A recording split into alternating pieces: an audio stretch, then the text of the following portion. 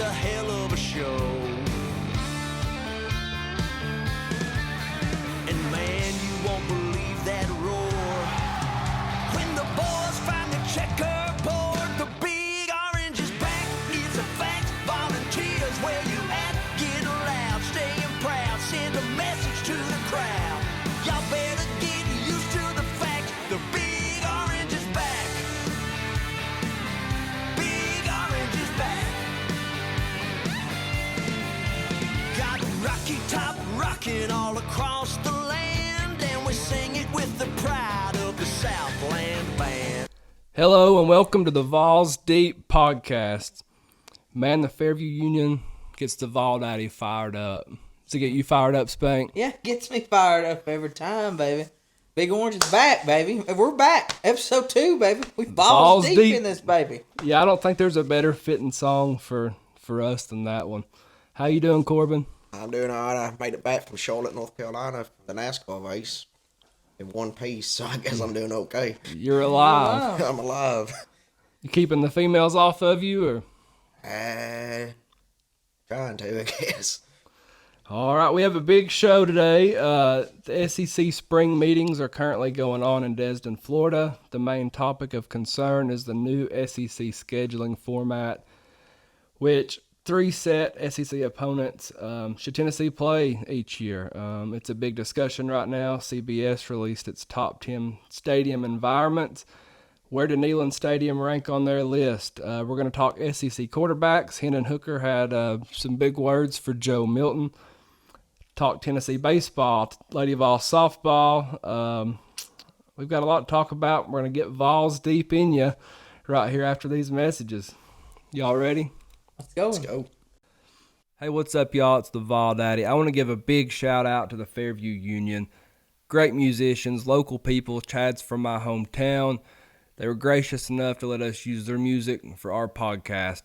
Make sure you check them out. They're huge Tennessee fans. You won't be disappointed. Let's hear them play. Man, you won't believe that roar when the boys find the checkerboard. The big orange is back, it's a fact. Volunteers, where you at? Get loud, staying proud, send a message to the crowd. Y'all better get used to the fact the big orange is back on track. Coach Hyper, where you at? Getting it done, having fun. Power team #1. Y'all better get used to the fact the big orange is back. Since July of 2021, our student athletes have capitalized on so many NIL opportunities that have been presented to them. Those opportunities exist because of the power of Vols Nation. When you combine the most passionate fan base in the country with the city of Knoxville and our great state, you create the nation's #1 NIL destination for student athletes. There's no better place for our players to build their brands than right here at Tennessee. I encourage all of you to support and donate to Spire Sports and Our Lady Ball Booster Collective. These collectives are here to serve our student athletes the right way in our community. To get involved, please scan this QR code now. It's been an incredible fall for our program, and we are just scratching the surface of what we can accomplish. Let's all do our part to ensure that Tennessee continues to lead the way in name, image, and likeness. Go Big Orange. Do our recap now. Big news today, Josiah Jordan-James decided he's coming back to the team. What do you all think about that? He's back. Big man's back. I know there's a lot of risk when these players decide, hey, I want to come back because, like, heck, you never know. Like, something could happen. But then again, it's also a gamble. So, like I was just saying, anything can happen. You can also help your draft stock right there. And, hey, you never know. I think Tennessee's, they got some good recruits coming in, so this could be a good basketball season. Fifth-year senior, veteran, coming back to the team. He'll help guide these new players coming in. He's coming in as a walk-on, too, ain't he? He's coming in as a walk-on because all scholarships are full. Oh. So Rick Barnes. That's crazy. It's crazy to think about. I mean, he's obviously already graduated, but it is wild to. That's just, you don't never hear that happen. And there's been some talk, why wouldn't he just go to the G League or whatever? Man, with some of these NIL deals, you can make more money. Make more money just staying. More money, and he loves Tennessee. He's like a great spokesman for Tennessee. So I love it. He knows Rick Barnes' standard. He's going to be a great leader. They released the game times for 2 of Tennessee football games. The first one is the season opener in Nashville versus Virginia.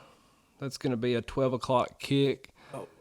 Yeah, an 11 o'clock Central Time. So we're going to have to get our tailgating in quick, Corbin. Oh, Lord. We need to leave out about, 1 o'clock in the morning.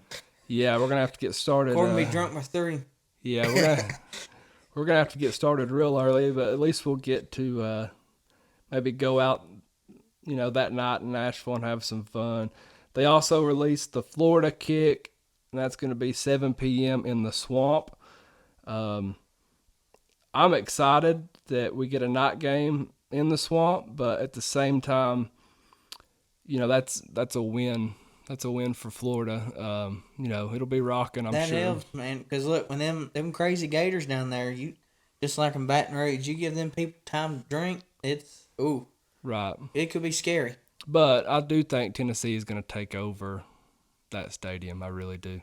But you got to think, like, Tennessee players, they're used to playing in hostile environments. Right. Every single week. Because there's no environment like Neyland Stadium.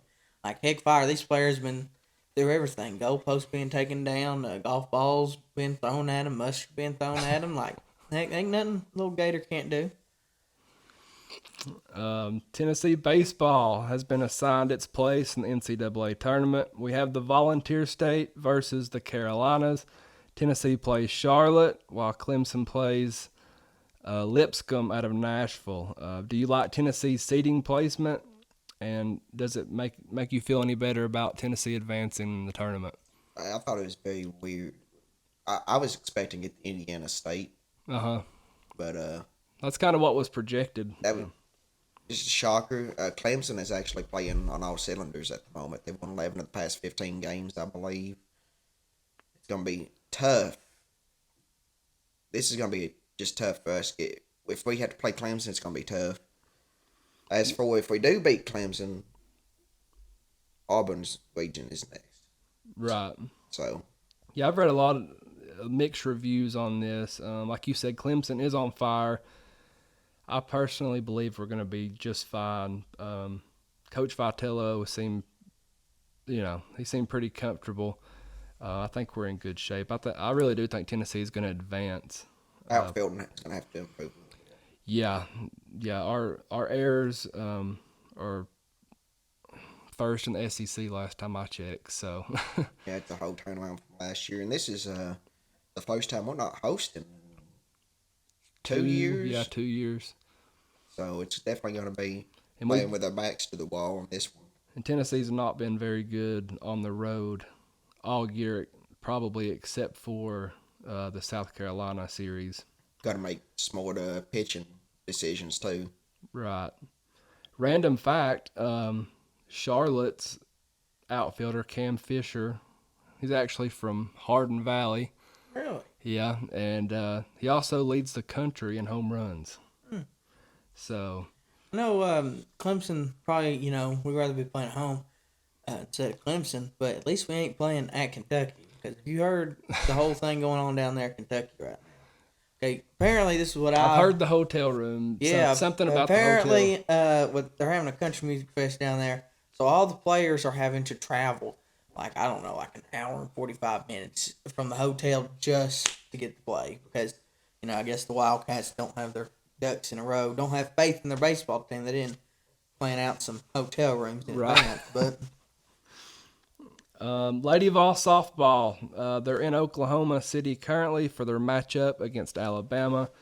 Alabama's a good program, obviously, to make it to the College World Series. Now, this game, kind of like the last time that we recorded, it will probably happen before we air this, but it's double elimination format, and we just want to give a big shout-out to Lady Vols softball, and we're pulling hard for you in Oklahoma City. Very impressive run they've had this year. Very impressive run. They've even shocked me this year. Right. But Oklahoma, I know this Tennessee podcast, but they're like 53-1 on a 48-game win streak. Right. They're playing in their home state too. Home state. Who does that in softball, baseball of any kind? it's going to be tough to knock them off, whoever, you know. But at the same time, they're kind of due. But the cream always rises to the top. That's why. 3 times the charm. This is their if they go championship, it'd be their 3rd straight championship game. So. Yeah, we'll see how it all plays out down there. Remarkable season. Wish we already had the results to talk about, but we'll get to do that soon. Tennessee gained a great commitment, but lost a really good defensive lineman as well in Dejon Terry.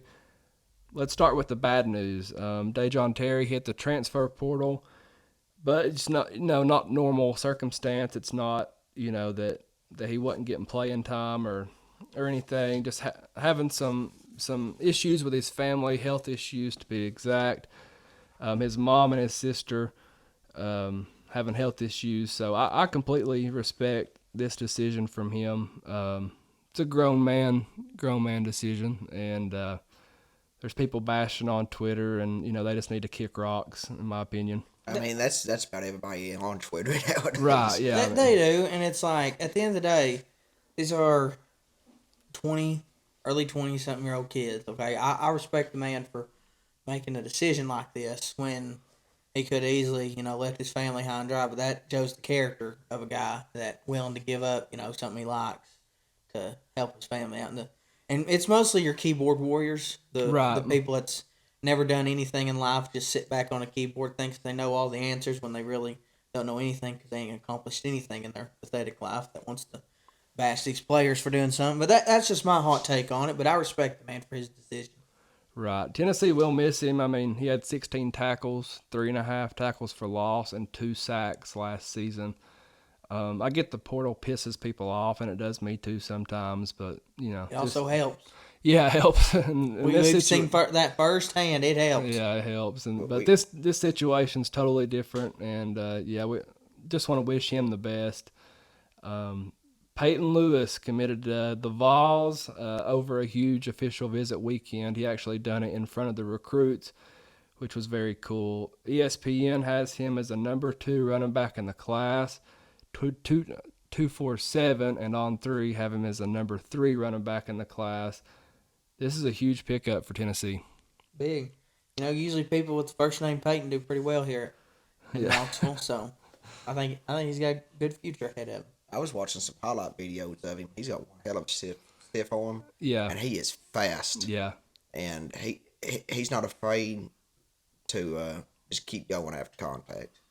Yeah, this is just massive for Tennessee and the running back room. I mean, you got to think we're already loaded. I know we lose Jabari Small after this year, but, man, we have Dylan Sampson. You have Jalen Wright. You're going to have Cam Seldon, who can play anywhere on the field. He's at running back this year.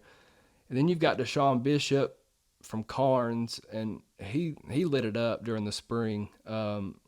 He's very underrated in my opinion, but this running back rotation is nasty. I don't think a lot of people realize how much Tennessee actually runs the football. But like Corbin said, spreading the field and then giving Peyton Lewis the football is going to be wild to see. It's for running backs in Tennessee right now, it's just wild in general, because you remember there was a time when we couldn't even get 2 yards of play. Right. And most time we would do that standard offense when we were stuck in that standard offense all the years, like run, pass, and we couldn't do nothing. Right. But now we got the players, the athletes coming in that can actually do something. So I'm very excited for it. Yeah, I mean, Tennessee picked up like 4 crystal balls in the last 48 hours for 2 5-star receivers. That's wild, too. 4-star athlete and a 4-star offensive lineman. I mean, Tennessee they're killing it right now. Just think about the receivers and Nico if they get hooked up. Right. And Nico's playing a pretty big part, I would say, in the, outside of the, Josh Heupel's offense. Knowing that you've got Nico coming in, is huge. But next, we'll have our first main talking point of the day. We're going to talk about the new SEC scheduling module, and we'll be right back.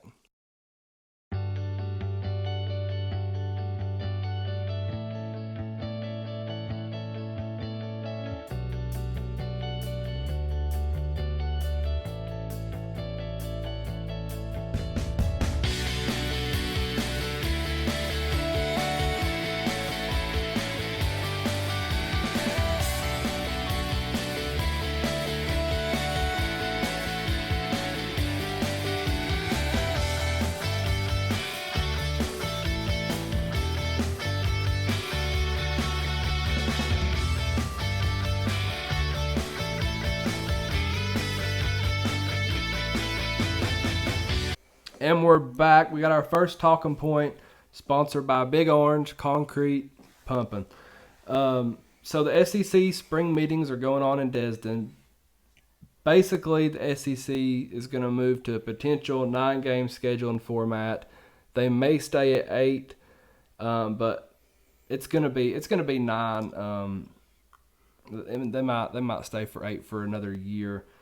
But anyway, how this works, each team will have 3 set SEC opponents that will play each other every year, and then the other 6 games will be on a rotation. But I mean, it isn't the type of rotation that we have now. Obviously, each SEC team will have to play, each other every other year, except for the 3 set opponents. Do you like this? Why or why not? I don't know about it. Like, I like it to an extent because it takes away from your Tennessee. It could take away from your Tennessee, Georgia, Tennessee, Vanderbilt, Tennessee, Florida, Tennessee, South Carolina. It could take away from that every single year. But then again, it's also the fact of you never really get to see a whole lot of Tennessee, Auburn, or Tennessee, Ole Miss, Tennessee, Mississippi State, Arkansas, A&M. You never get to really see a whole lot of it. Like, the only solution I would have for it, and I know you don't want to do this, because, schools need their cupcake games, and then you need your big non-conference games for TV. But I'm telling you, I think when we had COVID, the all-SEC schedule, I thought it worked out pretty good. Now, if it was me making decisions, I'd go with you play 12 games, 10 of them are SEC, 2 are non-conference. That's just me and my prediction, but that's how I feel about it. I can agree with you on some of it. Like the point where you said, we play every year. We play Kentucky, Vanderbilt, Georgia, Florida, Alabama, South Carolina. We play them at teams every year, and that's how I kind of still want it to be. But with Texas and Oklahoma moving in, this is why it's going to happen. Yeah. Right. And I will say this: I don't like that Oklahoma and Texas is joining the SEC. I do not like that, but I do understand why they are joining the SEC, because the TV rights money, the money that they get back from the conference. I mean, and all of college football is just starting to set themselves up for the next 25 years by realigning all these conferences. Mm-hmm. So this is going to start happening.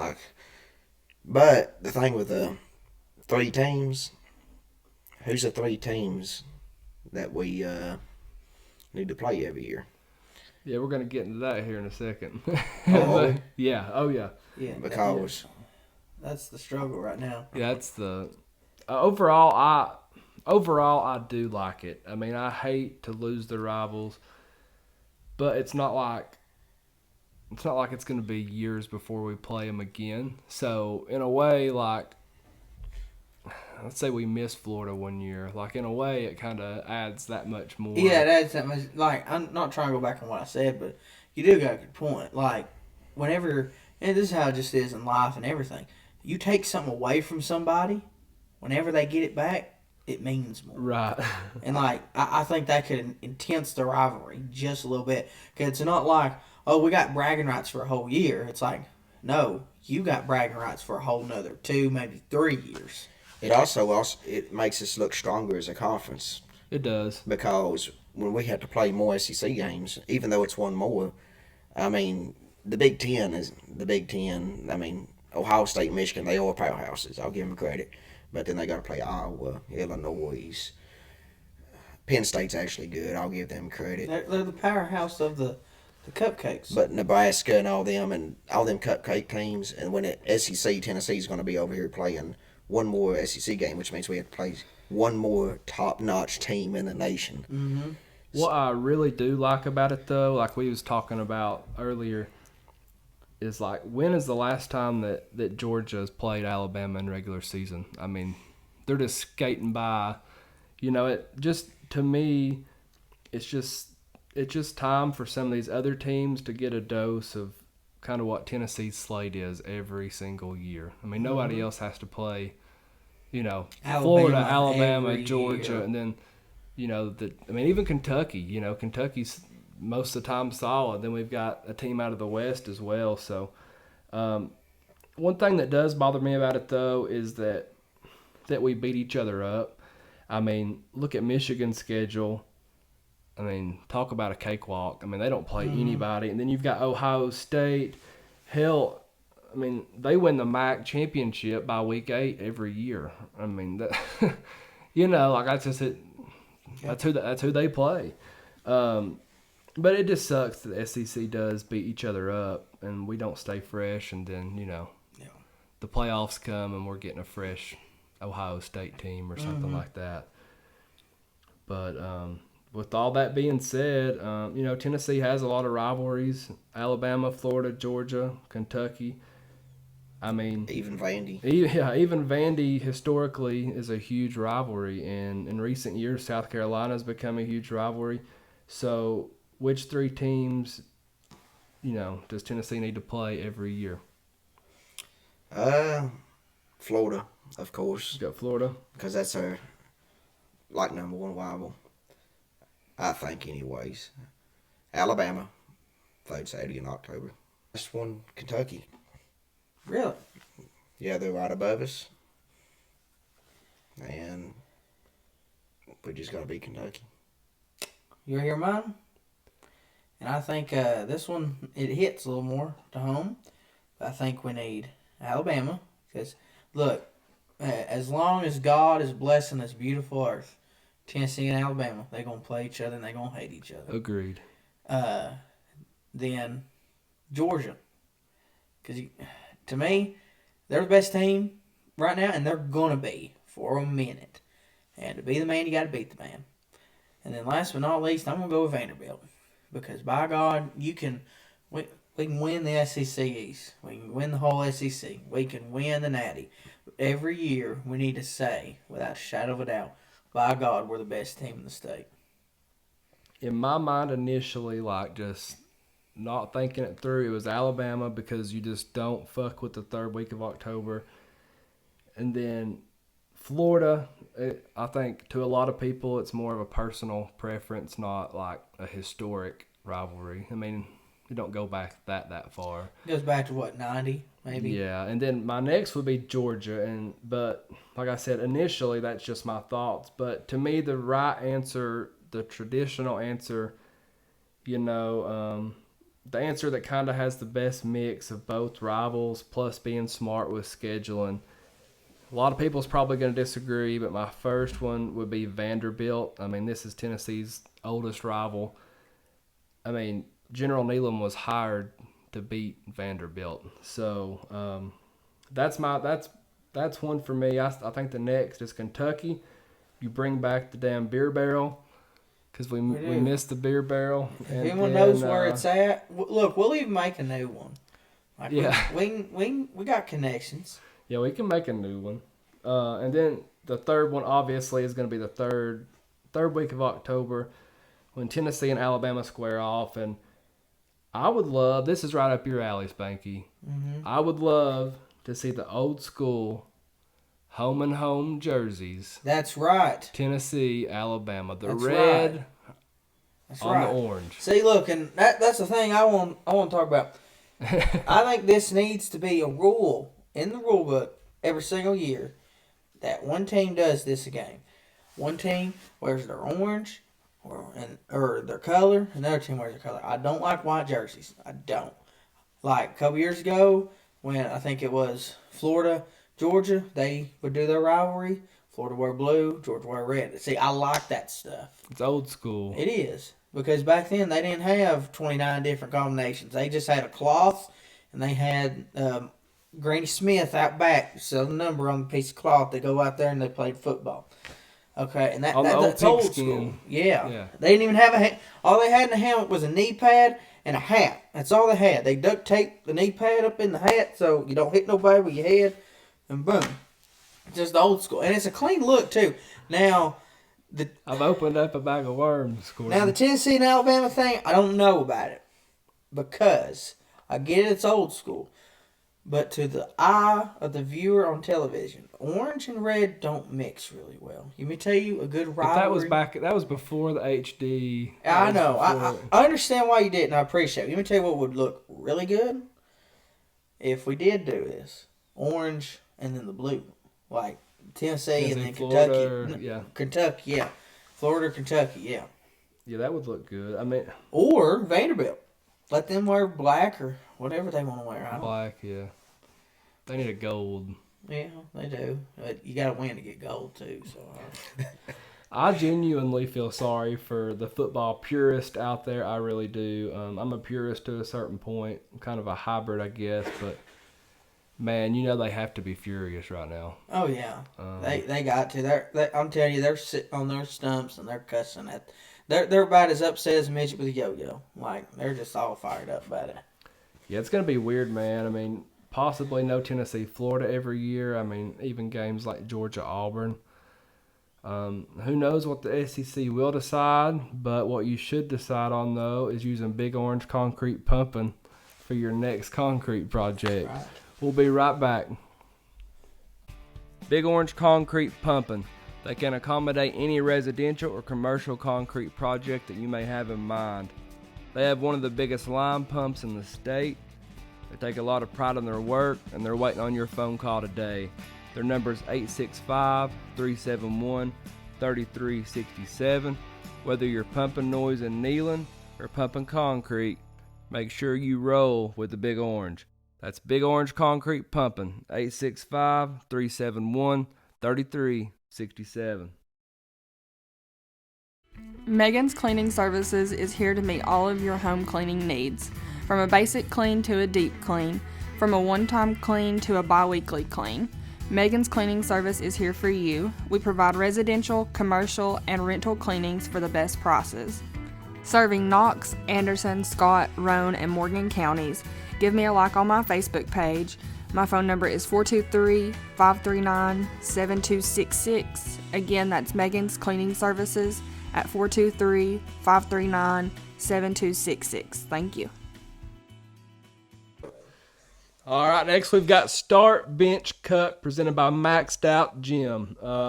Basically how this works is we're going to give 5 topics, and then you've got a start one, which will be your first pick. You've got a bench one, which is your second pick, and then you've got a cut one, which is your third pick.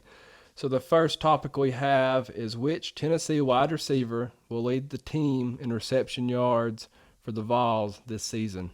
Ramel Keaton, Brew McCoy, or Squirrel White? Spank? I'm going to go with Squirrel because he had a good season last year. He showed flashes of improvement, flashes of greatness, and I think he will. Now, I'm not trying to take anything away from the other two, but I just think Squirrel will end up finishing there with the most yards. Who you benching? Dang it. I hate this because then I feel bad. Because that's the hard part about coaching everybody. You got to bench somebody. You got to cut somebody.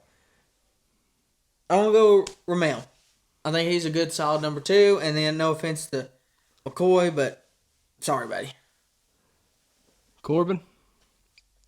Starting score White last year, 5 games, he had 481 yards, 108 yards against Clemson, 96 against South Carolina, and 64 against Missouri. Averaged 16.0 yards per game. That's pretty impressive. Nice. Yep. Bench.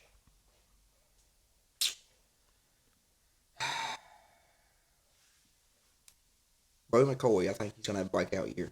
I like it. He's averaged both years of 12.8 and 11.2 another year. Uh-huh. I just feel like he's going to have a breakout year this year. Last year he had 667 They yards. say he's cut weight, too, to be faster. So he's a big dude. Mel Keaton. Sorry, cut. But he did have 18.1 average yards per game last year. He is, I'll get into a little bit of that. But also we can't forget about Dante Thornton, not taking anything away from him. He's going to be a huge asset for the Vols. He's the transfer from Oregon.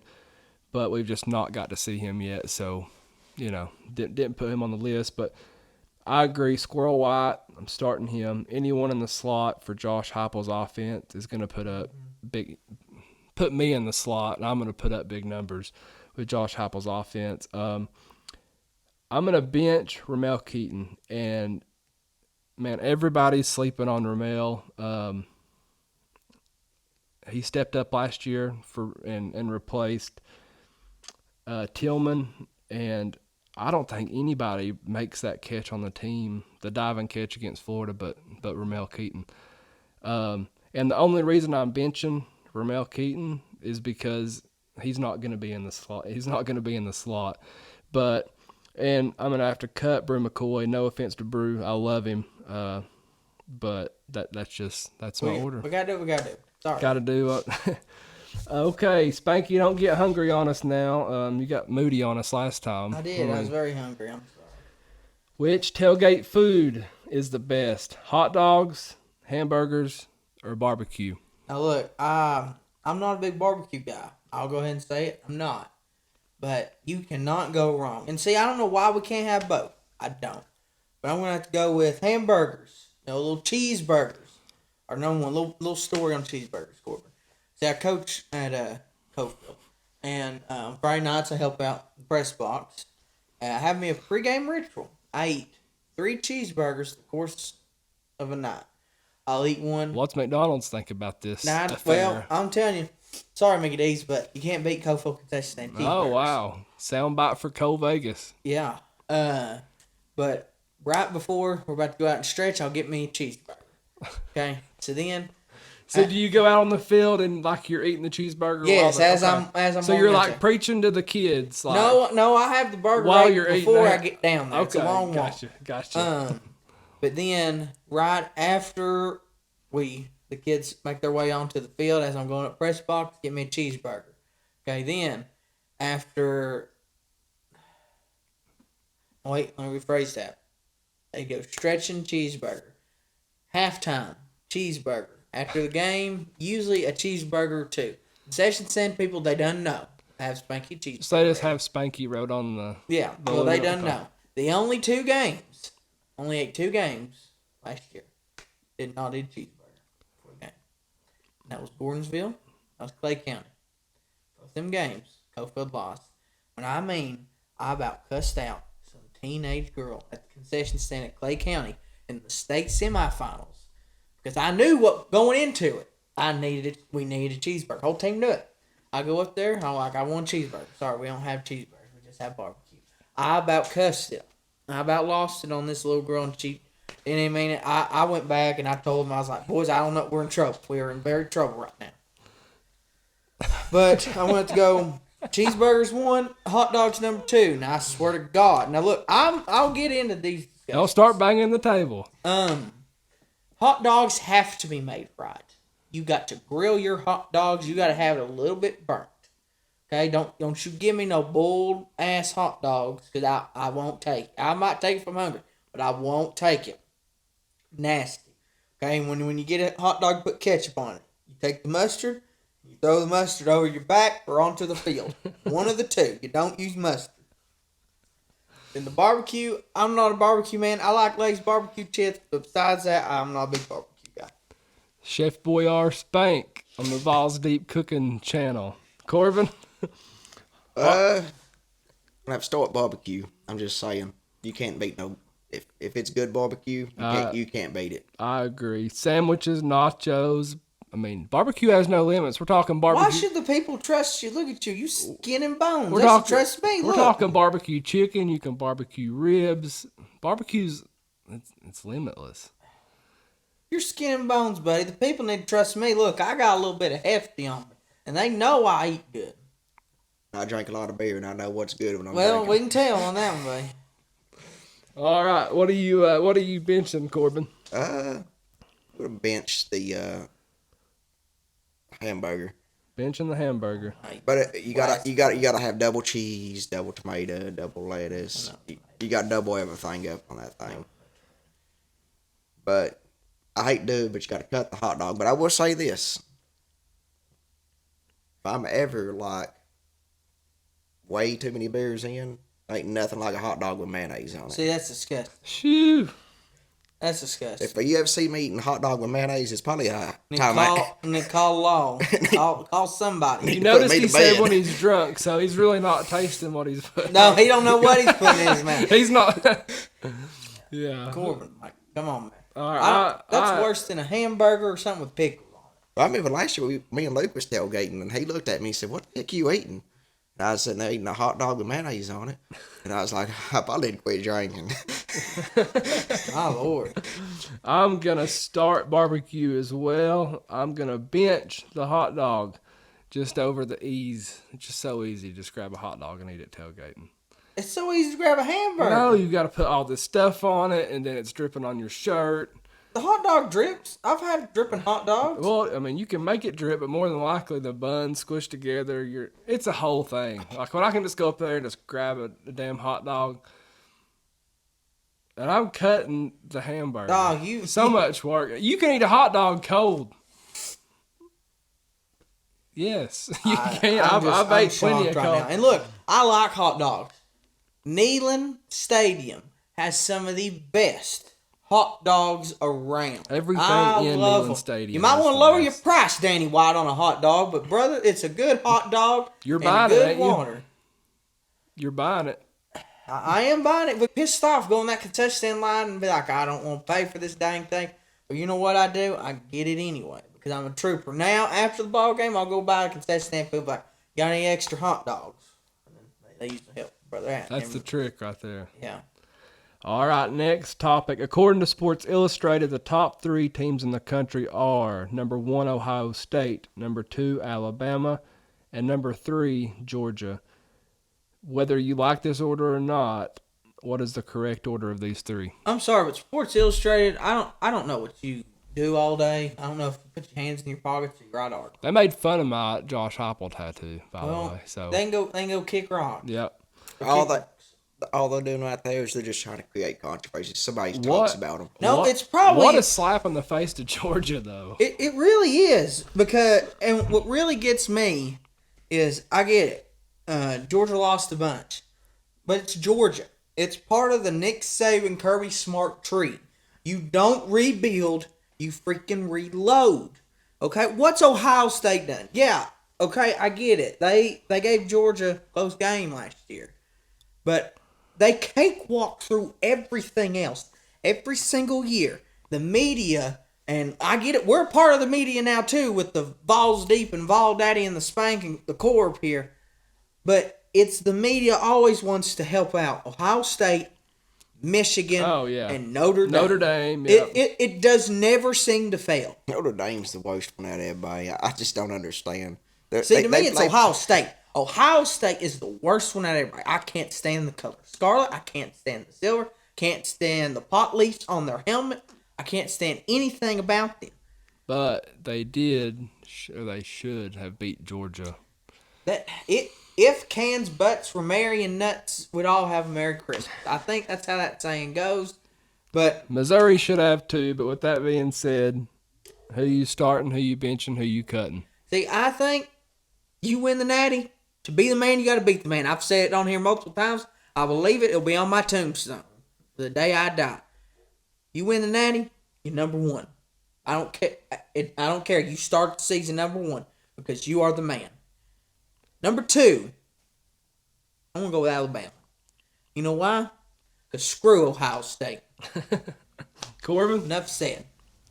Well, you got to start Georgia. They're the former national champions. Yeah. And you know they're just going to be just as good this year as they was last year. And for the bench, Ohio State. I give Ohio State. Okay. I give Ohio State credit. I always give them more credit than usual. Than most people does, because Ohio State, even though they do cakewalk their way through the regular season, every time they go to a playoff, they do compete or they do win. And I will give them that. They actually, it's not like Notre Dame will go to the playoff, get beat every time by 50 points. Okay? Ohio State will go to the playoff and they may win. And if they lose, they're going to lose by 3. Now, I will say this, I will cut Alabama. And that's because I think they're on a downhill trend at the moment. I think the Nick Saban era is kind of starting to crumble. I hope you're right. I think Sports Illustrated is wrong with this. To be honest, I mean you've got to replace C.J. Stroud at Ohio State. But if I had to pick for the three, it would be Georgia at 1. I've got Bama at 2, and I've got Ohio State at 3. And the biggest reason for that, like I said, I think the list is wrong, but just you've got to replace C.J. Stroud if you're Ohio State. Hey, controversy creates cash. It does. And Why they do? Yes. All right. Which alternate version of Rocky Top is the best?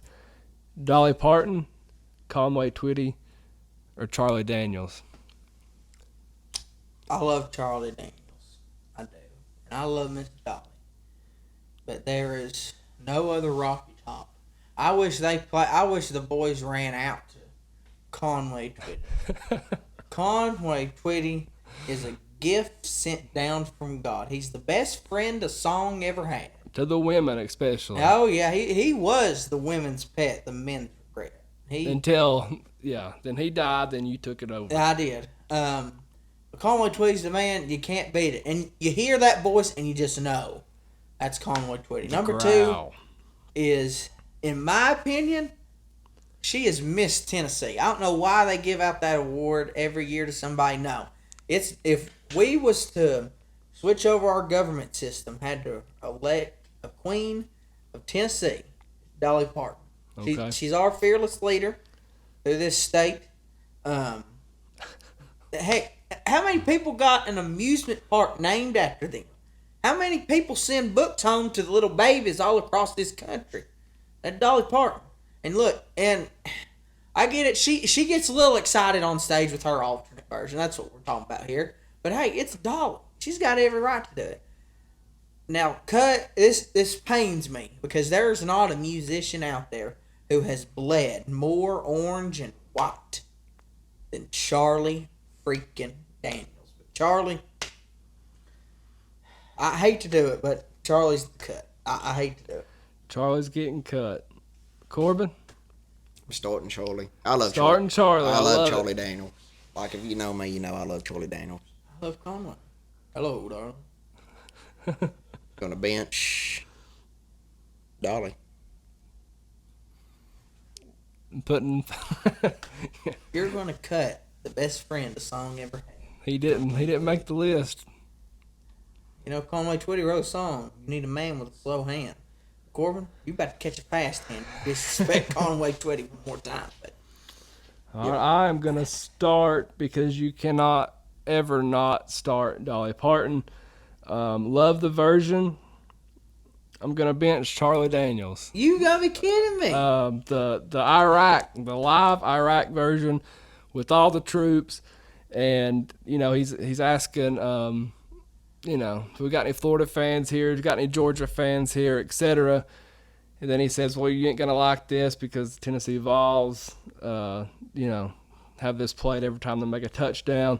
So benching that, and I love Conway. But, man, that Charlie Daniels version of Rocky Top in Iraq is pure gold. What about Garth Brooks? Fuck Garth Brooks. What do you mean? What about the Osborne brothers? Osborne brothers are the obvious start, so you gotta make some controversy. What about Morgan Wallen? Oh, wait a minute. Hey, Morgan, won't you cut Rocky Top for once? Okay, that'd be your biggest single in the 865, baby. Biggest one. He's a busy man. He is a busy man. He's not got a voice right now either. Well, once you get it cleared, that's how you get it cleared. Just sing Rocky Top. Rocky Top. Gets the juices going. You know, I've added Rocky Top to my morning playlist. Have I told y'all what my morning playlist is? No. To get me ready for the day. Justin Bieber. No. It used to be 2. I listen to 3 songs. Start off, I listen to Star Spangled Banner Taylor by Swift. Lee Greenwood. No. Good version. So Number 2. you don't know God Bless the USA by Lee Greenwood? Well, you got to play national anthem. Start it. Okay. Start it. Number 2, the second greatest song about America. That is American Trilogy by the King, Elvis Presley. I'm telling you, when he says glory, glory, hallelujah, his truth is marching on, I get chill bumps. Not just because that's my entrance song, but I get chill bumps just going all up and down my body. But now I listen to Conway Twitty Rocky Top. Elvis is I wish there was a clip out there of Elvis singing on top. never know. God bless the king. All right, with our last question, and probably the most difficult question, 99.1, the sports animal is honoring the 1998 national championship team this weekend at Sports Fest. Which Tennessee player was most important in the 1998 season?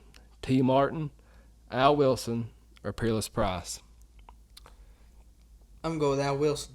Start now. Because if you ask any of the players that played on that team, I've heard their interviews, they didn't fear Phil Fulmer. They didn't fear the OC, the DC. Everybody on that team feared Al Wilson. And that's what every team needs.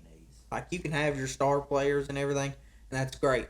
But you got to have that solid leader. It not only in your locker room, on the sideline, on the field, and he backed it up on the field. Oh, he backed it up big time on the field. He was an animal. But he is the one, I believe, that kept that team in check and in line. A lot of stories, man. Fred White, I heard a story on him one time, and basically he jerked Fred White up on the sideline and said, if I ever outrun you to the football again, he's like, man, you're going to have problems. Right. And there was stories of him, doing kind of the same thing to Peyton, in the locker room and stuff. So, and when you're... Who in the hell, does something to Peyton Manning? I guess Al Wilson does. That's dropping you nuts right there. All right, so who you benching? I'm going to bench T. Martin. Okay. I hate it because T, he had all the pressure in the world. It's no act to follow the greatest player of all time. It ain't. It's hard. Right. Okay? I think Joe Milton, I think he's going to have to learn a lot from T. Higgins here. Or not T. Higgins, T. Martin. T. Higgins yeah, I got you. But both from Tennessee. we could have had him. No, I'm pretty sure T's from like Maryland or something. Oh, Lyle. But no,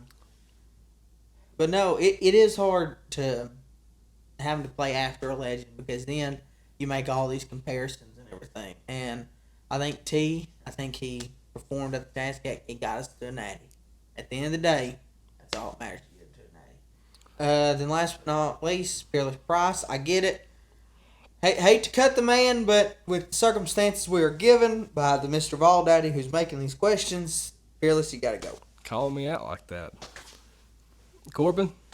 I hate to say it, but I agree 100% with Spanky on all of them. That's right. I mean, it's hard not to. And I do too. Exact same.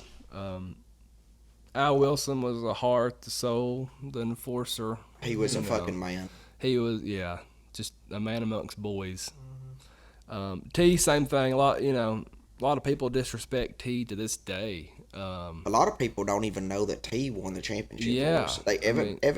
If you ask 100 people who won the 1998 championship, Tennessee, they would probably say Peyton. They would say Peyton. I mean, even that was it ESPN. Who was the broadcaster last year during? I think it was like the Alabama game or something. I know what you're talking about. Yeah, I forget which game it was, but I think it was Alabama. Is it Alabama or Florida? And they had the camera on Peyton, and they said he won the national championship. And I was like, damn. How embarrassing is that? Yeah, especially on like the ESPN's part or whatever. It's crazy. Like get your ducks in a row. A lot of disrespect to T. Well, they put the graphic up on the screen. Yeah, the graphic. They and put everything. the graphic up on the screen.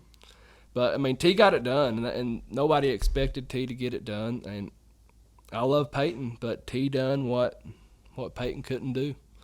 But I got to bench T. And then it sucks to even say, but, you got to cut somebody. And to me, that would be Peerless Price. No disrespect. But, if it wasn't for his catch against Florida State, I mean, Tennessee might not win that game. But we're talking the whole season here. Not that Peerless didn't have an amazing season, but got to cut somebody. So that was our start bench cut presented by Maxed Out Gym. And we'll be right back. Maxed Out Gym is hands down the best gym in East Tennessee.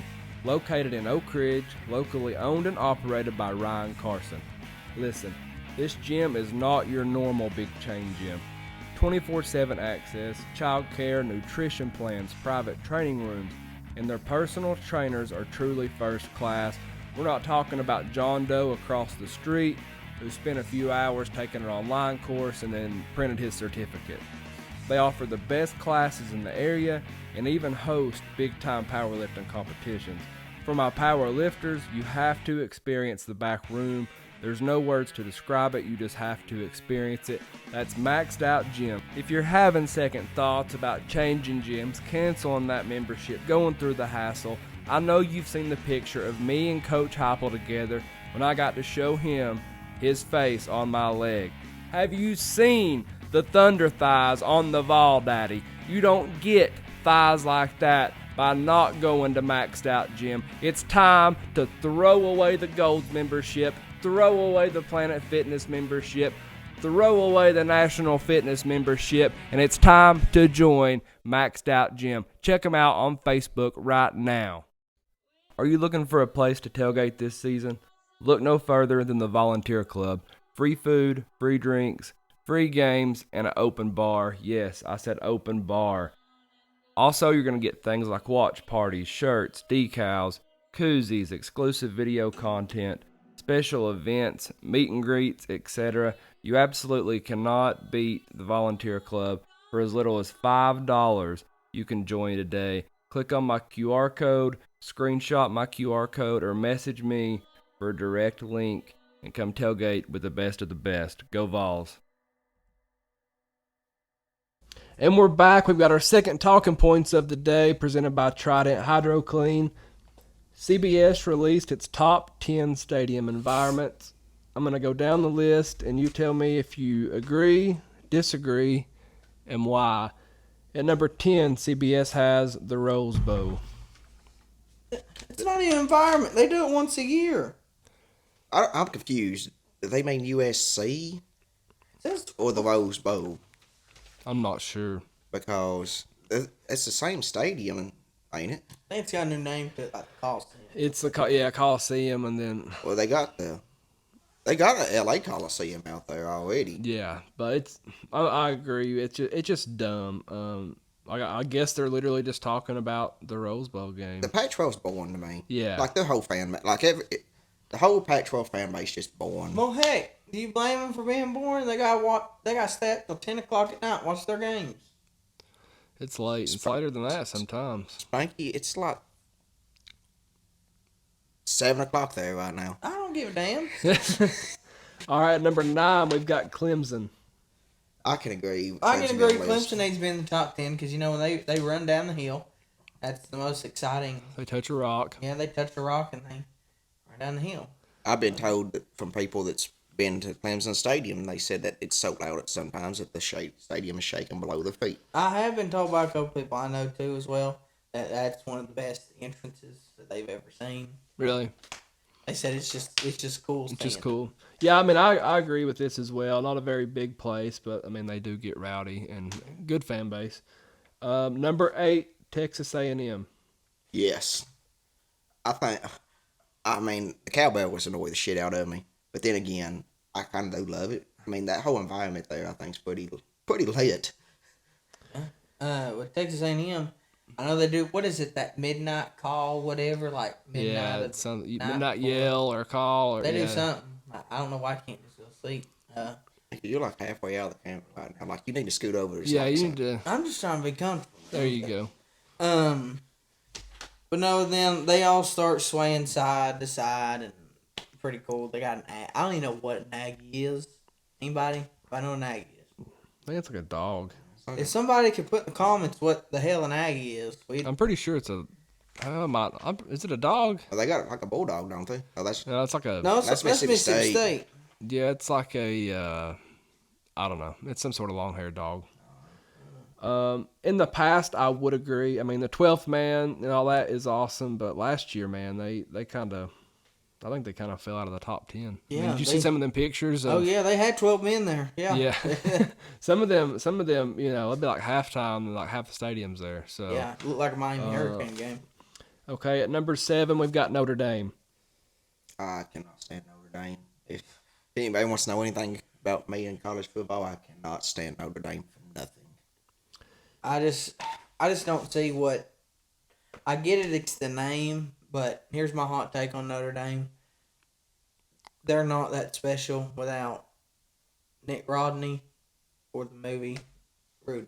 Rudy, yeah. Without them I two, hate- I don't. Yeah, I hate that. I'm movie. not a Notre Dame fan. I'm 50-50 on this placement, though. I mean, they have a great fan base. They got a good tradition They're about a them. good tradition. They're annoying. But, yeah, I'm like 50-50. I don't really... It's like, what are your colors? That's what I'm trying to figure out. Here we go on the uniforms. I just see people. It's like navy or gold or you got green. What? If you're gonna be the Irish, go green, baby, or go home. Like, where have you ever seen a navy leprechaun? Okay, number 6, Oregon. Oh dear God! Again, 10 p.m. games. But Oregon does have some of the best uniform combos in the game. We've discussed that. They got their mascot, who I think is probably The mascot is cool. I'm I'm telling you, he loves Oregon. He loves Oregon. No, He's I in the don't. I don't like closet. green. And I don't like yellow. The two colors in this world, I do not like that and purple. But I just don't. I don't know. I guess it's cool walking in and seeing all the nifty Phil Knight stuff there. I guess. Corbin? I'm 50 and 50 myself. I mean, Oregon's probably the best crowd base for the Pac-12. Them or Utah. I think Utah actually has a pretty stout fan base, to be honest with They you. do. They're not bad. But Oregon, I mean, they do pack the stadium full, and it is usually loud. Another Yeah, I'm Pac-12 gonna, team on like- the rise, Colorado. They have a good fan base, but I'm gonna 100% disagree with Oregon. I mean, they hold like 54,000 ducks in there. It looks like a John Deere convention. So I mean, just get them out of my top 10. I do think it's a shame that I remember when Tennessee had to go up to Oregon. I don't see why they didn't have to come down here. Right. But, because I'm telling you, if we could get them to come down here and we can get all thousands of Tennessee Vols to bring duck calls in, oh my God. Could you imagine? Oh, it would be wild. And they're, Well, when did we play them? 2013, I believe. Okay. Yeah, Tennessee that wore is all right. white and they wore all yellow. That is right, because I was in Hawaii watching that one in the Army. Tennessee comes in at the list at number 5. Shocking. Do I even need to go here? I don't think we need to talk about it. I don't. Just a joke, man. I mean, think. we probably should be happy to be in the top 5 just with the media and how bad they hate Tennessee, but personally to me it's a slap in the face. Especially compared to these top 4. Yeah, I mean, if compared to the top 4, it is really bad. I mean, Josh Pate, the very famous commentator, even said last year that Tennessee is the loudest environment that he's ever experienced. As a reporter, I've actually met 2 CBS reporters who said the exact same thing. Tennessee belongs at number 1. You can call me a homer. They belong at number 2 at the very worst. Same for me. Yeah. I mean, we got the most passionate fans Yeah. in I mean, college I football. don't even know if we need to just go into a discussion with these I mean, 4 through 2. Like, really? we sold out for Akron last year. We sold out for UT Martin last year. I mean, come on. I mean, nobody else does that besides Nebraska, which I really don't understand why they're not in here. They have been awful for how long? And they're sold out Every game for like, I can't even remember the length, but it's a long time. I've got Nebraska wrote down as a what do you call that? What is it called? That you want to opt in, kinda. Yeah, I guess Nebraska. Their fans have be as shit as they've been. They still sell out every game, and I don't know. I don't know how. All right, because there ain't nothing to do in Nebraska. number 4, Michigan. God, I can't. I'd put Michigan about You gotta give them 6 to 10. I'd put Michigan. You gotta give them respect. I hate Michigan. You gotta give them respect because of the tradition and the big house. You got to. But ahead Tennessee, no. Yeah, definitely not ahead Tennessee. I think it's close to being right. I mean, the big house is awesome. But going into number 3, how in the hell is Ohio State at number 3 when they can't even protect it against the only competition they play all year, which is Michigan? I don't get it either. Ohio State, no, I mean, you might be able to put them at 5 or 6 or something, but no, get them. No, Get them out. Get them out. Corb? Ohio State, Mm-hmm. I'd probably put them 6 to 10. Yeah. I mean, I don't. They belong in the top 10, but they're not. They got a big stadium. They are passionate. They are loud. It's just 6 to 10. Okay, and number 2, Penn State. I'll give Penn State this. They do deserve in the top 5. When they do their whiteout, The wideout is awesome. even though should I go into why I don't like the whiteout so much? To me, whiteout's kind of stupid if your home team is not wearing white. I mean, Because if you I think got about it, all it takes is for a team to go in there and wear all white helmets, white jerseys, white pants, and it looks like they're supporting them. It's like I get it because white pops and like it does look good on TV, but like come on, Penn State, if you're gonna do a whiteout, wear white. Okay, it ain't that hard. Call up the school, be like, hey, we're gonna wear white jerseys this week. Wear your home ones. Okay, that's fine. I don't know any school that's gonna argue not want to wear their white jerseys. I don't know. What about the environment, though? Are they? I think they're pretty loud. There's that clip on YouTube of the Michigan quarterback can't even get his cadence off, and Khakis McGee Harbaugh was complaining that it was too loud in the stadium. And then they've got LSU at number 1. Hold on. Oh, go ahead. He's got to say something. Tennessee's number 1, but for me, Penn State's number 2. Penn State number 2. I love Penn State's crowd. I actually want to go to a Penn State game I would like to go. just to experience that because they get crazy, rowdy. It's like people's hanging from the rafters inside that stadium whenever they're pregame and when they score a touchdown. Right. It's just absolutely crazy, and they sell it out every single game. And they've made a hell of a comeback from what they went through. Right. Went through a lot. And their fan base through that whole time stuck with them. Is it raining? It is raining. Dang. Is it even supposed to rain today? I don't know. It wasn't supposed to rain unless in Charlotte for Hopefully they NASCAR. can't hear it So. on the microphones, but But Penn State's fan base, they did stick through them through that whole ordeal. Thick and thin. And they're still as rowdy as ever. right. Yeah, I don't think they belong personally to me at 2. But awesome environment. The whiteout is awesome, and I would probably put them around 4 if it was me. Could you but- imagine we did in whiteout? It wouldn't happen because people want to wear different colors again. All right, so LSU at 1. LSU belongs in the top 5. They belong in the top 5. No doubt about it. Now, Luke, I know you didn't get the full LSU experience last year because one thing about them Cajuns, they don't wake up too early. But it belongs in the top They 5. tailgated all night Heck, and was at the stadium. Like they tailgated that night, and then I think they belong in the top 3. Not number 1 ahead of Tennessee. That's just my opinion. yeah, I'm gonna say no as Well- well. I mean, did CBS even watch the Tennessee? I don't think they did. I mean, and I get it. It wasn't at night, but they didn't even sell out versus Tennessee. Like I said, Tennessee sells out against Akron, against freaking UT Martin, and you're gonna, and I don't care what time the game is. You don't let another fan base come in there and own your house the way Tennessee come in there and owned LSU last year. Now I'll hop off the Tennessee home for just 1 minute. Okay?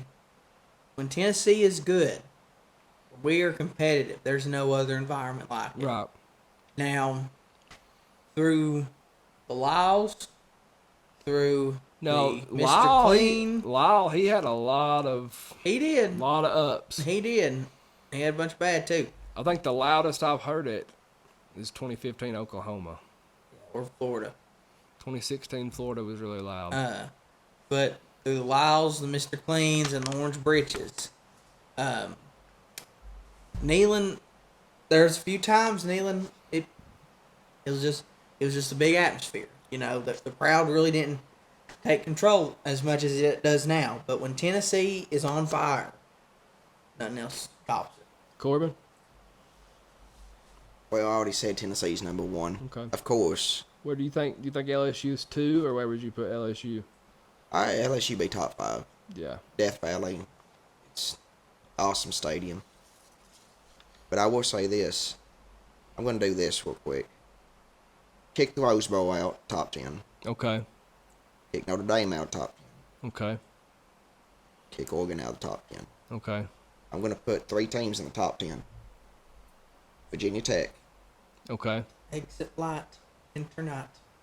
That pregame is just something. Sandman? Enter Sandman I'd like is just to go. something else. I'd like to go. To experience Enter Sandman there. I would like to see how loud it is after that, too. Like, you know, like a full game. Like, is it just... Because some of them, like, entrances are just, like, fire, and then it's like, okay. I think it kind of gets pretty boring in there. Does it? Okay. But I don't know. I've never been. Yeah, I would like to see. I'm going to put Florida State top 10. Really? Spanky loves that. I don't. I think Florida State has a great atmosphere. Yeah, they did steal it from the Atlanta Braves, I will say that. Yeah. And then Alabama. Got Alabama in the top 10? Now here, I think you're forgetting a couple. We will find out this year when we go down there. We can judge that. Yeah, we'll judge that. I'll give you a couple. Okay. Florida. When just like we'll experience this year, and them crazy. I will say Florida When does have them good crazy fan base. Florida men, because you know all about the stories of the Florida man. Mm-hmm. Them crazy Florida men get time to drink and everything. It's the swamp. Okay, they say only Gators get out alive, but then another one you're forgetting, Corbin. And I think this is just the environment. West Virginia. And all them crazy West Virginians. I will say Come this. together. Take me home. Yeah. Have you- I wish we trademarked that song, but we don't. Have you ever saw like after a West Virginia game, like what they do on the streets? It's like crazy ass shit. Oh, really? Yeah, like they like destroy their city and for like beating like the University of UTEP or somebody. Hey, they're probably last one. I'm gonna go Missouri.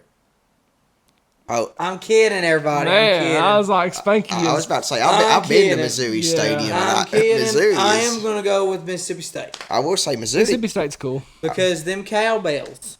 There's a reason that the Mississippi State fans feel naked when they got to go on the road because other schools will not let them use the cowbells. That's pissed off Mississippians holding in a whole week so they can come back home and use them cowbells. They're using that right. Hey, when they're yanking and twanging that thing right there, they're using every bit of heart and soul they got into. All kinds of rotator cuff problems. Mm-hmm. Joe Milton. Man, Hendon Hooker had some strong words for Joe Milton. And I quote, "I'm expecting a national championship. I'm expecting a Heisman Trophy. I'm expecting the real deal. He is the best quarterback in the nation. There is no doubt about it. If there are questions about that, we need to go back and we need to watch the film." Thoughts? Do I think Joe Milton can get it done? Yes. I think he can. Now, Heisman, I wish it was best player in college football award. Sadly, it's not. It's the best player on the top 10 team. Right. And do I think Joe Milton could get it done? I think he could. But it's like with the whole T. Martin thing. I worry that media might ride of this whole, well, it's the Heupel offense and all that stuff. But do I think he can get it done? Hey, if he can throw a tennis ball 100 yards, and he can throw a football, what was it? 85. Yeah. As long as them receivers can get to it. And see, at quarterback, it doesn't matter how far you can throw the ball. Okay? Because at the end of the day, you got to get your ball to the receivers. And you got to make the right reads and progressions. We're about to see how good you can catch the ball when we get Big Joe on the show. Hey, look, I'll catch it, but I'll stand distance away. Oh, you can't go that far. We got to be, What do you what do you think? think, 15, 20? No, I don't know. You're about going back for, you're just asking for more velocity at this point. I'd rather it be up high in there and I gotta catch it like look. Oh, we cross my pinkies. No, we've got to go. Hit me in stride, baby. Hit me in stride. You're taping your fingers. You're going to put a helmet on. We're going to go to Cofield High School. And he's going to damn launch one. He can like warm up with you, just like drastic, you know what I mean? I like my hands. I heard I have a nice touch with my hands. Is that what the ladies say? Yeah, but we can't hurt Spank's hands now. Death grip for his wrestling. Yeah. Okay, Corbin? I think if Joe improves as much as he did from the year before to last year, this year he improves just as much from like this past year to this year like he did 2 years ago, I think he's going to be pretty good. He's got the potential, and they say history repeats itself. Yeah. And this is definitely a scenario for Peyton and D. Yeah, I mean, for me, Joe has all the tools. I mean, he's a freak. He's just got to get his accuracy down. He's way better than he was when he first came in. 100%. He improved so much in that off season, and I'm just hoping he improves that much more. Yeah, for me, it's literally all between Joe's ears. I think he's got the potential. Probably the strongest arm, definitely top 3 strongest arm in college football history. 10 touchdowns last season as a backup with no interceptions. 144 pass attempts in his career at Tennessee with how many interceptions? 0. Big goose egg. So I think that we can go as far as Joe wants to take us. With that being said, who are your top 5 SEC quarterbacks this upcoming season? Number 1, mine's going to have to be Will Rogers at Mississippi State. He's got the most experience out of everyone in the SEC. He's got the stats to prove it. I know the air raid system, it helps him a lot. Number 2, I'm going to go with Big Joe Milton. I think he can get there. Okay. Number 3, I'm going to go with KJ from Arkansas, Will Pig Suey. He's another veteran. Ooh, Pig Suey, Razorback. But he's another veteran in this league. Seen a lot, done a lot. At the end of the day, people can say what they want about raw talent and everything, but until you've been in certain situations, to me, I'll always pick veterans. Because a player could have all the intangibles in the world, but if he's not went up against the dogs, you don't know what kind of dog he is. Number 4, Daniels at LSU. He improved. He got a little bit better last year. He helped them lead that little stint they had after we beat them. What was it? 50 points. Balls by 50.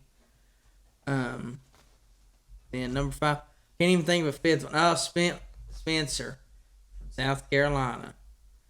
Like, I'll put him on there because I just can't think of any others. I'm going to have a 2-way tie for 1 and 2. Okay. KJ Jefferson from Arkansas last year just tore it up. 33 touchdowns, 3,300 yards, phenomenal stats. Hell of a player. I think Arkansas is going to have a pretty good season this season. Joe Milton, be tied with him. Okay. I already said what I think about Joe. Joe's going to be a phenomenal quarterback. I think he can lead us. Number 3, say whoever Georgia's quarterback's going to be, which is between 3 guys right now. Right.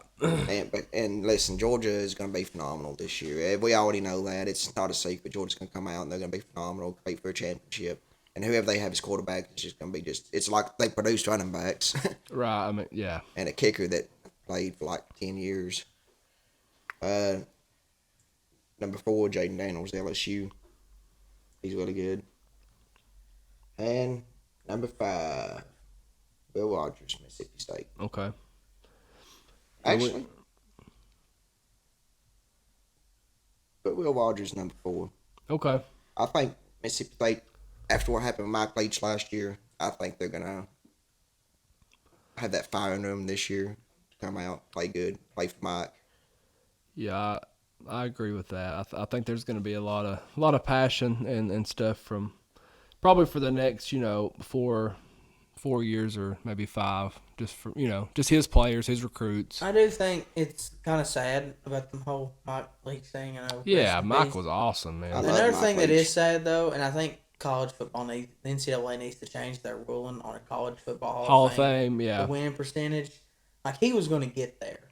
Oh, no doubt. yeah, 100%. I think they need to make an exception for this one. I think Mike Leach should go in the Hall of Fame. Yeah, I think they eventually do. I'm going to go in reverse order. I'm going to go number 5, Devin Leary from Kentucky. If he has an O-line, I think watch out. Number 4, I'm going to go Jaden Daniels from LSU. Rough start last year, but finished very strong. I think he improves even more in 2023. Number 3, I'm going to go KJ Jefferson from Arkansas. As long as he can stay healthy, just a huge talent. Number 2, I'm going to go Will Rogers from Mississippi State. I am worried about him not having Mike Leach, calling plays. Rest in peace, Mr. Leach. But he owns like every passing record in Mississippi State history, and I think it's going to be wild to see what he can do this year. And number 1, call me a homer, but the progress he has made year 1 to year 2, how he looked in the Orange Bowl game. I mean, look at Hendon Hooker, perfect example. How relevant was Hendon Hooker at Virginia Tech? And I think, Hendon Hooker wasn't that relevant before Josh Heupel. I think this offseason, Joe Milton takes a bigger step. I'm going to take Hendon Hooker up on his word for Joe's expectations. Joe is taking over where Hendon left off, and I'm all in on Joe. And we're going to kind of do something new here real quick. We had a fan, I guess, question from Spanky's buddy, Dakota Smith. Man, Dakota. He asked, where does Hendon Hooker rank? 2-part question. Where does Hendon Hooker rank all time against past Tennessee quarterbacks? And we'll just go with that part first. Okay, so we're going to try to rank them? Or, we can just say, instead of saving viewers' time here, I'd say he's in the top 5. Yeah, I do too. I agree. I'd say you got guys like Peyton Manning. You got D. Martin. You got to put Josh Dobbs in there. You got to. You've got Dobbs. You've got people like Dewey Warren. You've got Heath Schuler. Yeah. But man, just imagine if we had him the full 4 years. Mm-hmm. We didn't even get to see him play for 2 full seasons. Mm-hmm. In reality, and look at his numbers. I don't know. What do you think, Corbin? I think you hit the nail on the head with that one because, like you said with Virginia Tech, we really missed out on what we could have had if we had him all 4 years. And it's a shame that he kind of wasted his time in Virginia Tech. Top 5 all time. Yeah. I'd put him at 5th. I wouldn't. I would put him around that. I think he didn't win a Heisman. Right. He didn't win a national championship. I think if if he don't get hurt, then he might be at that. Even not even playing 2 full seasons. I think if he don't get hurt, man, he could possibly take that number 2 spot for me. Andy Kelly. Yep. Heath Schuler. It's a tough list to be on. But it's been a while since we've had somebody that can make that top 5 list, and that's nice to be able to talk about. The second part to his question was, if Tennessee doesn't finish 11-2 this year, do we count this season as a loss? If you do count it as a loss, does that mean that Tennessee isn't back? Yeah, that's good. That's a good question. It's a good question. To me, it's just a competitive side of me. what's everybody's goal? Start the year. What's every team's goal? You win the Natty. Right. And if you don't win it, then yeah, it's a disappointing season. Right. But from where Tennessee has been, if they finish 10-9, I don't see why anyone could really be pissed, like upset. I really don't, because I get it. There's so much hype going into it, but you got to just take a step back. Did you say 10-9? 9-10 win. My bad. Okay, you got to remember we're filming it at the butt crack of midnight. Batman's out running around right now. I've had 14 hours sleep since Sunday morning, and it's Wednesday. Well, look here. The Spank. Thank you. We've been here waiting on you since like 4:30. Look, the Spank here's got to get his beauty rest, boys. Because look, oh Lord, it's hard to be humble when you're perfect in every way. I agree. Be upset, but I just don't think it's waste, because we're still, as long as we're still growing, still showing improvement. It matters how them losses are. If we take them. That's my thing. It matters. Yeah. If Tennessee doesn't finish 11-2, I say it's not a failure. Real tough schedule. And I know people absolutely hate to hear this, but Tennessee's still rebuilding. And, I mean, this is just Josh Heupel's third year. His first year, we was down, 38 players on the roster. Mm-hmm. I mean, this is probably going to be his full year that we have a full capacity roster because of Cornbread Pruitt, and all this, the self-sanctions and stuff. So, man, we don't even have our results from NCAA back yet on what's going to happen. I think anything under 9-3 regular season would be a disappointment, but that to me is the line. Corbin? I look at every year for the past 15 years, I've looked at if we could get 9 wins, that's phenomenal. Right. 8 wins is okay, and we have the opportunity to go 12-0, go 11-1, go 10-2. And if we didn't make it to 10-2, we went 9-3, then I would be happy. This is something we haven't been able to have happen in so long, and we got the recruits coming in down the line, and I know people hate to hear that too. Yeah. That Eaton's got the recruits coming. But we actually do. The recruiting class is right there. Oh, it's coming. We still don't have the entire recruiting class. Right. Last year's class was good. I mean, it was primarily defense, but what did Tennessee need last year? So, what does the Fairview Union say in our intro song? I think Tennessee's back, regardless of their record, unless they just completely just shit the bed. We're definitely. I think we're definitely back. There's no doubt about it. Yeah, and that was our second segment. Good job, Dakota. Point. Good job, Dakota. Yeah, good. Oh, good job, Dakota. Yeah, we appreciate you, Jacob Haney, with Trident Hydro Clean for sponsoring that.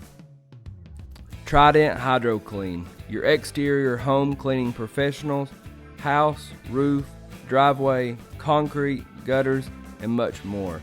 Trident Hydro Clean, 865-363-8815. They've been in business for 5 years, and they have a 5-star Google rating and a 5-star Facebook rating. Call Jacob today. Give your house, driveway, and or patio the care it deserves. 100% satisfaction guarantee. See the difference between a professional and amateur cleaning. That's 865-363-8815.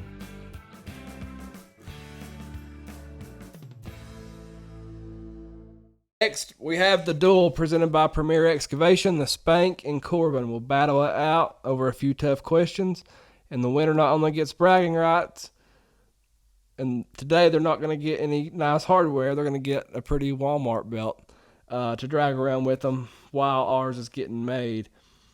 Make my day. This is Sparta! And pal, I'll kiss your boots if you can do it. But to be the man, you gotta beat the man. Okay, first question. Which Tennessee position coach has the most pressure on them this season? Josh Heupel. Wow. Okay. I mean, he's third year. He's got to back up his past 2 years. He's got all this hype behind him. I got all these recruits. Joe Milton can be firing off. He's got a chance of taking us to an SEC championship, possibly a national championship. It's Josh Heupel. So I never thought that's a wild question. I got Tim Banks, Tim Banks. Okay. DC. Yep. Defense gotta step it up. I would go with the OC, but I think offense pretty much will stay the same. But I still think it's defense coordinator. Defense got to improve. I think he's defense got to. All right. With Tennessee landing 4-star running back Peyton Lewis, this puts the Vols having the number 9 recruiting class in the country currently. Does Josh Heupel land a top 5 recruiting class this year? Yes. Mm-hmm. In my mind, he does. But in ESPN's mind, everybody else's mind, they're not going to let that happen. Right. No. That ESPN, they're scared. Okay? They're scared of the orange. They're scared of the white. They're scared of the checkerboard. They're scared of Nealon. They're scared of Smokey. They're scared of Ball Navy. They're scared of Balls Deep. They're scared of us all. Okay? That's why they don't want to give us the credit that we deserve. Okay? Tennessee's not only going to be a top 5 recruiting class next year, but then here's my hot take. Within the next 3 years, we'll have the number 1 recruiting class in the nation. Okay? Because all them recruits know one thing. They want to get balls deep in it, Daddy. They do want to get Vols deep in it. So you don't think like On 3 or anybody, 247 will have his number top 5? Or are you just going off ESPN? They might, but ESPN's top dog, so we got to listen to top dog. All right, who's going to take the crown in the NBA Finals? Miami Heat. I want the Miami Heat. But if it even makes it to a Game 5, Miami Heat might win. But Wow. I don't even think he'll make it to a Game 5. I think the Nuggets are too dominant right now. I'm just going to go with the Nuggets. Heat 4 games to 2. Okay. Jimmy Butler. Kevin Love. Jimmy Buckets is that's crazy. Kevin Love is still playing basketball. I know. It is crazy. I remember when he went to Minnesota. What was that, 2011 or something? Yeah. Yeah. But I tell you what, that whole team has the potential to be an NBA. When the NBA playoffs started, I said that the Miami Heat has the potential to be the first 8 seed to go to the championship with the talent that they have. And look where they're at. They done a really good job holding the Celtics off. Could 'Cause I you- thought for sure. Could you imagine if the Lakers would have won 2? It had 2 number 8 seeds. Yeah, it'd be wild. It'd be very wild. All right, with all the changes coming to college football, is it starting to lose its purity, or are we making progress? Well, to me, I wouldn't go losing purity because at the end of the day, and I know the old gray heads are not going to like this. You got to change with the times. Right. Times are changing. Back in the 90s, they thought Steve Spurrier was some evil man when trying to throw the Offense, ball yeah. on first down. Because, back then, you only threw it on third down if you needed to. It's first, second downs, your run downs. Your third down was your pass downs. But no, Steve Spurrier, he came out, threw the ball all over the field. And people thought that was groundbreaking or whatever. And then the whole East and West conferences and conference championship games. People thought, how could this be? I don't understand this. Then you get to the BCS. Then you get to the college football playoffs. Every year we're making changes because not only is college football changing, but hellfire, this world's changing. And we got to change with the times. Corbin? It's keeping its purity in a way. Right. But it's changing, to piss me off in a whole different way. You got to adapt with the times, brother. I What understand. part's pissing you off? What pisses me off is the making changes with, the game clock. And whenever you get a first I've got down. that down, too, for us to talk about on a talking point. Yeah, I don't know about that one. You don't know about that one yet? We'll get into it. So you want me to save that one? You can talk about it a little bit. Talk about it a little bit, brother. But- Okay, so But I get exactly where you're going with it. with the game clock, they're going to stop the clock. No, they're not going to stop the clock after a first down, Yeah. which is kind of the NFL way. They're doing that to speed the games up because games are taking too long. I do not agree with that. Games do take a long time, but whenever you got ABC and CBS and ESPN, these big primetime games, there's more commercials. That's why they take so long. Exactly. Because it's more money in the pocket. Right. But at the same time, I mean, it just, a lot of it also is like baseball in a way. Like people's mind spans nowadays is focused on 15-second TikToks and YouTube video highlights. Right. They don't have the attention spans to sit down and watch a full length college football game. They'd be like, oh, I'm just going to watch the highlights on YouTube for 5 minutes and that's all I'm going to consume. And that is not good for the sport. I 100% agree with that.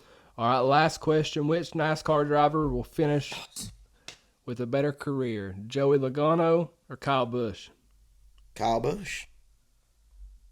Got 226 NASCAR career wins, the top 3 series combined, 2-time NASCAR Cup champion, 1-time Xfinity Series champion.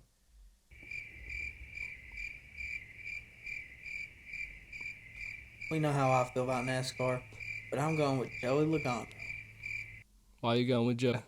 Kyle Busch is the man, son. I'm sorry. He's done it all. Yeah, he's probably the left turn king. I'll give him that. I don't know. Left turn. By the time Joey retires, he won't have a quarter of the wins that Kyle Busch has got. Well, hellfire. By the time he retires, I might have 2 quarters. I don't know. I could care less about NASCAR. Like I could. Let me tell you, there's some things I'd rather watch. I'd rather watch cornhole tournament on ESPN Ocho instead of a NASCAR race. You know, speaking of cornhole, I was at the beach about a year ago, drunk as shit on the beach. Shocker. And I had the Tennessee cornhole boards with me, and I saw this like Georgia people beside me with the whole Georgia setup, Georgia cornhole boards, and I went over there and challenged them cornhole match. Did you beat him?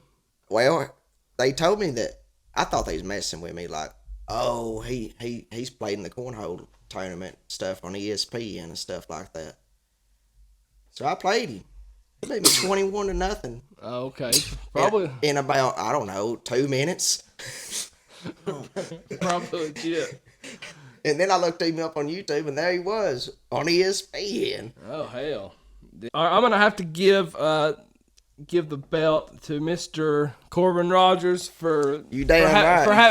for having detailed answers and putting a little effort into this thing. I had the most vibrant answer. The people Give me love my me. damn belt. The people love me. All right, that's a big thank you to Premier Excavation. Corbin's getting his belt. The You're right a paper champion. You know that? You're Hey, a paper champion. All right, hey, Travis, if you're watching from Premier, we got an awesome belt coming. So don't laugh at us yet. All right, we'll be right back. Do you have dreams about what your property could be? Whether it's driveways, ponds, septic, new home construction, or even forestry mulching, let us earn your business and make your property dreams come true. Call Premier Excavation at 865-766-9408. You can also find us on Facebook or Instagram. Thank you for supporting small businesses that support you. Again, that's Premier Excavation at 865-766-9408. ZNN Concrete are the professionals you need to call for all of your concrete finishing needs. Driveways, sidewalks, curbs, garage pads, footers, and much more. They can do it all. No job is too big, no job is too small. Give ZNN Concrete a call today, 865-360-6176, residential or commercial. That's ZNN Concrete, 865-360-6176. All right, next we've got the Jersey Countdown / Keys to the Game presented by D&M Fence Company. We're at 92 days today, but we're going to count down from where our last show left. So we're going to do 94, 93, and 92. At 94, I'm going to go with Wes Brown, 97 tackles, 8 tackles for loss, 5.5 sacks, 4-year Letterman for the Vawls. Also had a 25-yard interception for a touchdown against Vanderbilt. Corbin? Same thing, Wes Brown. Wes Brown. Also ran Wes Brown. Wes Brown for all. All right, number 93. I've got Xavier Mitchell, defensive end from Mississippi. He actually played in the Canadian Football League for a few years. And he's the defensive coordinator at Clinton High School right now. At least he was. I'm not sure if that's changed and since I've last checked. Corbin, who you got for number 93? Sean Ellis. Sean Ellis, that's a good one. Defensive end. For the 98 championship team. 105 tackles all time. Had an 11-year NFL career. Got Sean Ellis as well. Like I said, 98 to 01. Played defensive line. Did pretty good. You like copy my notes before coming in? I probably have. I know one thing he's not copying, wearing that championship belt from the door. Number 92, I mean, let's just be honest here. Everybody's going to say Reggie White. If you don't, Or anyone else? If you don't, you're wrong. Honestly, probably my favorite player. The Reverend. The Reverend, baby. He'll just ream you on the field, and then he would say a prayer for you afterward. 6'5", 265 pounds. He had the Tennessee career sack record forever, it seemed like, until Derek Barnett broke it, I believe, in 2015 or 16. SEC Player of the Year, All-SEC, All-American, Pro Football Hall of Fame, College Football Hall of Fame.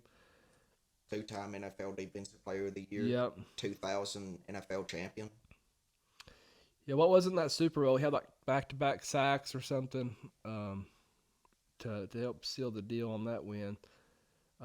Just what a legend.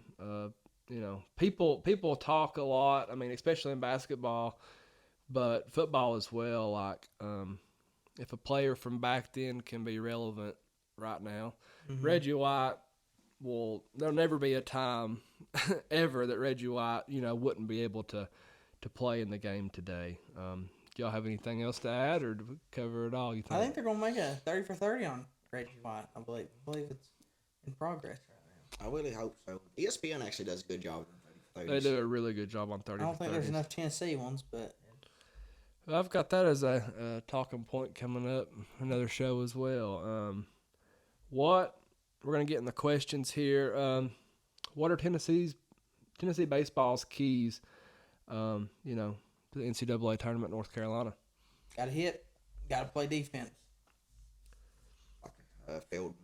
Fielding. Can't get no errors. Pitching got to be on point. And don't make no stupid decisions on pulling pitchers either.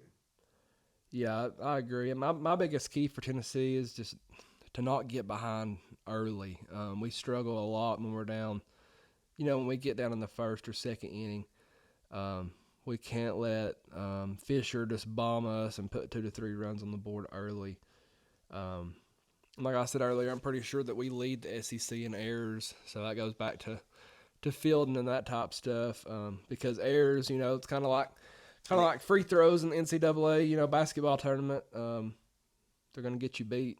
So Tennessee has more talent than all the teams in that little, region or whatever. So I think that if we can get by Clemson, it should be pretty easy with Auburn. Yeah, I think Tennessee goes as far as the pitching staff takes us, in my opinion. I think we just get close to the tournament, but that's as far as we get. All right, well, that's a big thank you to D&M Fencing for sponsoring the Jersey Countdown / Keys to the Game. When we get back, or right after these commercial breaks, we're going to have our interview with Jeremiah Crawford, and we will talk about that interview as soon as it plays. Thank you all. Ladies and gentlemen, it's your man here, the Spank. Like myself, D&M Fencing are the best in the business today. They can install wood, chain link, vinyl, picket, composed metal, barbed wire, heck, bring them bamboo sticks, and they can install them things for you too. D&M Fencing, do it right the first time. Their numbers are 865-435-4515 or 865-387-1026. Give my friend Ted a call today. That's D&M Fencing.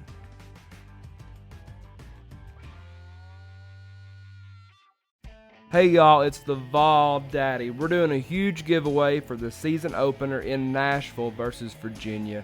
A pair of tickets, 4 rows off the field. All you have to do is join up for the volunteer club. You should already be a member, but here's your chance to join and win some tickets at the same time. The higher membership you get, the more entries you're going to get to win the tickets. Refer a friend. I'll double your chances to win. We will do the giveaway live on our show. Remember, you have to use my link. Screenshot that QR code or get on my Facebook, my TikTok, my Instagram, whatever. Join today. Go Vols. What up, Vol fam? This is Tennessee offensive lineman Jeremiah Crawford. We're about to get Vawls deep. All right, so I'm here with Tennessee left tackle Jeremiah Crawford, number 53, 6'5", 315 pounds. How you doing, Jeremiah? I'm doing good, man. Appreciate you having me on here. And how's Grandma doing? She's been good, man. Haven't been able to see my family for a little minute back in Kansas, so Right. you guys see them down in our games. They're always up here supporting and checking me out every game day, so it's good. Yeah, I'm They're hoping all I good. see her again. Little backstory: I ran into Jeremiah's grandma in Miami at the Orange Bowl. We got pictures together, so I might be in like the family portrait album or something down there. Maybe, you never know, man. Obviously, coming awesome season, wins over Florida, Alabama, LSU, Clemson, just to name a few. Which win was your favorite, and why was it your favorite? I'd say I have a couple of them, but like coming off the top of the head, obviously, Alabama. That game, man, everybody knows about Alabama. Like it was Right. electric atmosphere. Whole game, everybody was going crazy. I mean, of course, I know you've seen the clip. Most people have seen the clip of me throwing up and Oh shaking my yeah, head. So yeah. I've got that's like something I always hear about. Oh, it's legendary, man. Of course, Yeah. I was there and in the game. We didn't see that, but I mean, as soon as we get back home and it's all over Twitter, and like the throwing up part's funny, but just the way you like looked at him and you're just like, yeah, come on, Yeah. like, Let's go. yeah, it was just awesome. Did the reaction just happen? Like after you threw up, or Yeah, I mean, after that, I didn't even expect it to be like camera perfectly like behind me over my shoulder, but oh got yeah, it it was. perfectly. I remember me throwing up and hearing like that left side of the stadium because we were headed down towards that end zone. Like the whole left side of that, they were like, oh, like I heard a few of our section. Yeah. Well, the Byron, the new lineman across from me, he was like, oh, he's like, you a nasty dude. I was like, That's what I was about to ask. That's what I started keeping. Yeah, that's what I was about to Yeah. ask if any of them had anything to say about it. Yeah, that Alabama win, it was just insane. And I'm hoping that we can do the same thing when Kirby brings the dogs up here. Yeah, we will, man. We will definitely. But the Alabama game and I'd say down there at Clemson, whenever in Miami, we played Clemson. That was another game that I thought probably like one of my favorites. Just being in that atmosphere, like in Florida, and being around, like seeing how our people, our Vol fam, how they traveled and everything. Like it was crazy to me. Like I really like throughout the season, I seen the dedication and then really just everybody showing up, man. That was crazy. So yeah, we like seen that too.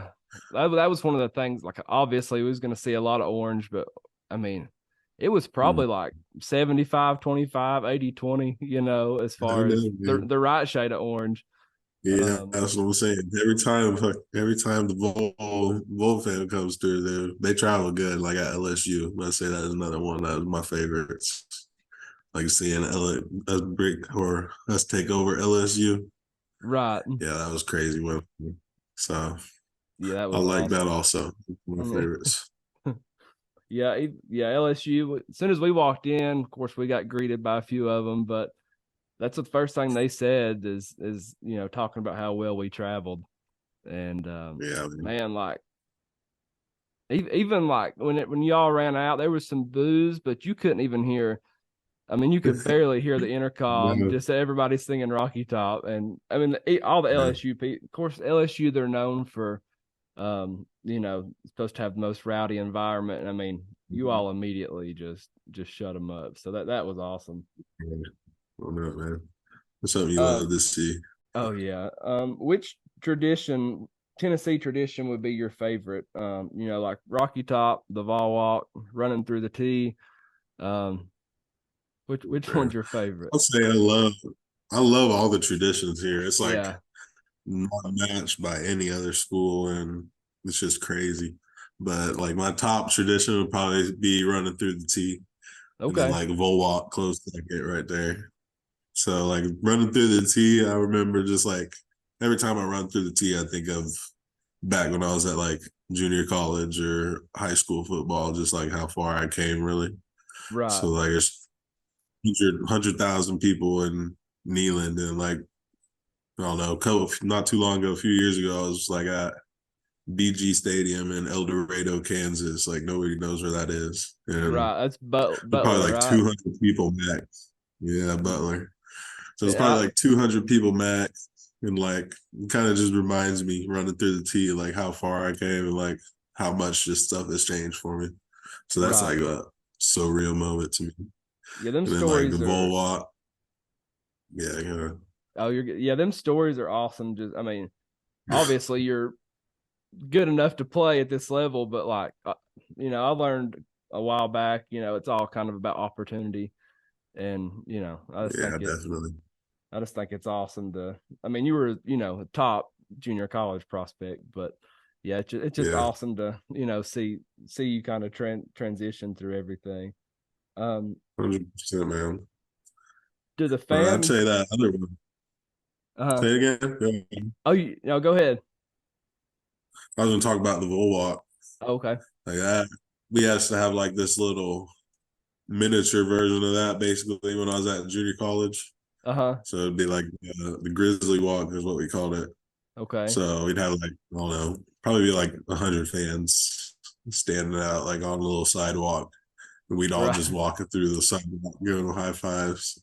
So like seeing that too is like another transition for me, like Right. showing me how far I came really. Well, yeah, ain't done Yeah. yet, man. Gotta keep working. Oh yeah. Now do you have 2 years of eligibility left? I actually have 1 year One, after this okay. next season. Yeah, I'm The gone. Okay. The COVID, that whole thing kind Yeah, of gets me messed up, but messed up everybody's eligibility. We gave them extra year, confused everything. So, do the yeah. how much do the fans fire you up? Like how much do you feed off the fans? I mean, like we come out there, like we bring our own energy. We always say Right. we're gonna bring our own energy and hype each other up. But like when you run out to 100,000 screaming fans, then like of course you're gonna feel something in your blood, man. It Right. hypes you up, it gets you going. It's really like I can't even put words to describe it, honestly. Like it's like nothing I ain't never experienced nothing like it before. But Right. it really gets you going and like you love it. So ain't nothing Yep. like nothing I've like it, always man. I've always wondered, what it's like Yeah. to When you're run through down that. there in the middle of it all, it's like crazy. You Oh can't yeah. it's always like you gotta learn to try and like tune it out. That's how loud everybody gets. So Right. Yeah, I mhm. remember back in it'd been 2015 against Oklahoma. There was this people from Oklahoma just literally putting their fingers in their ears. You know how loud that it Yeah, is. Um, I've heard about that. what can Tennessee fans expect out of Jeremiah Crawford this year?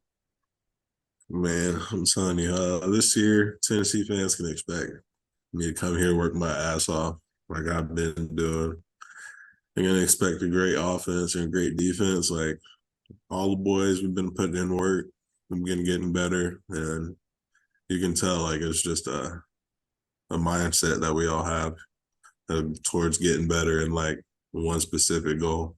So we all are getting better in our where we need to get better at. We're worrying about like our responsibilities, nothing else.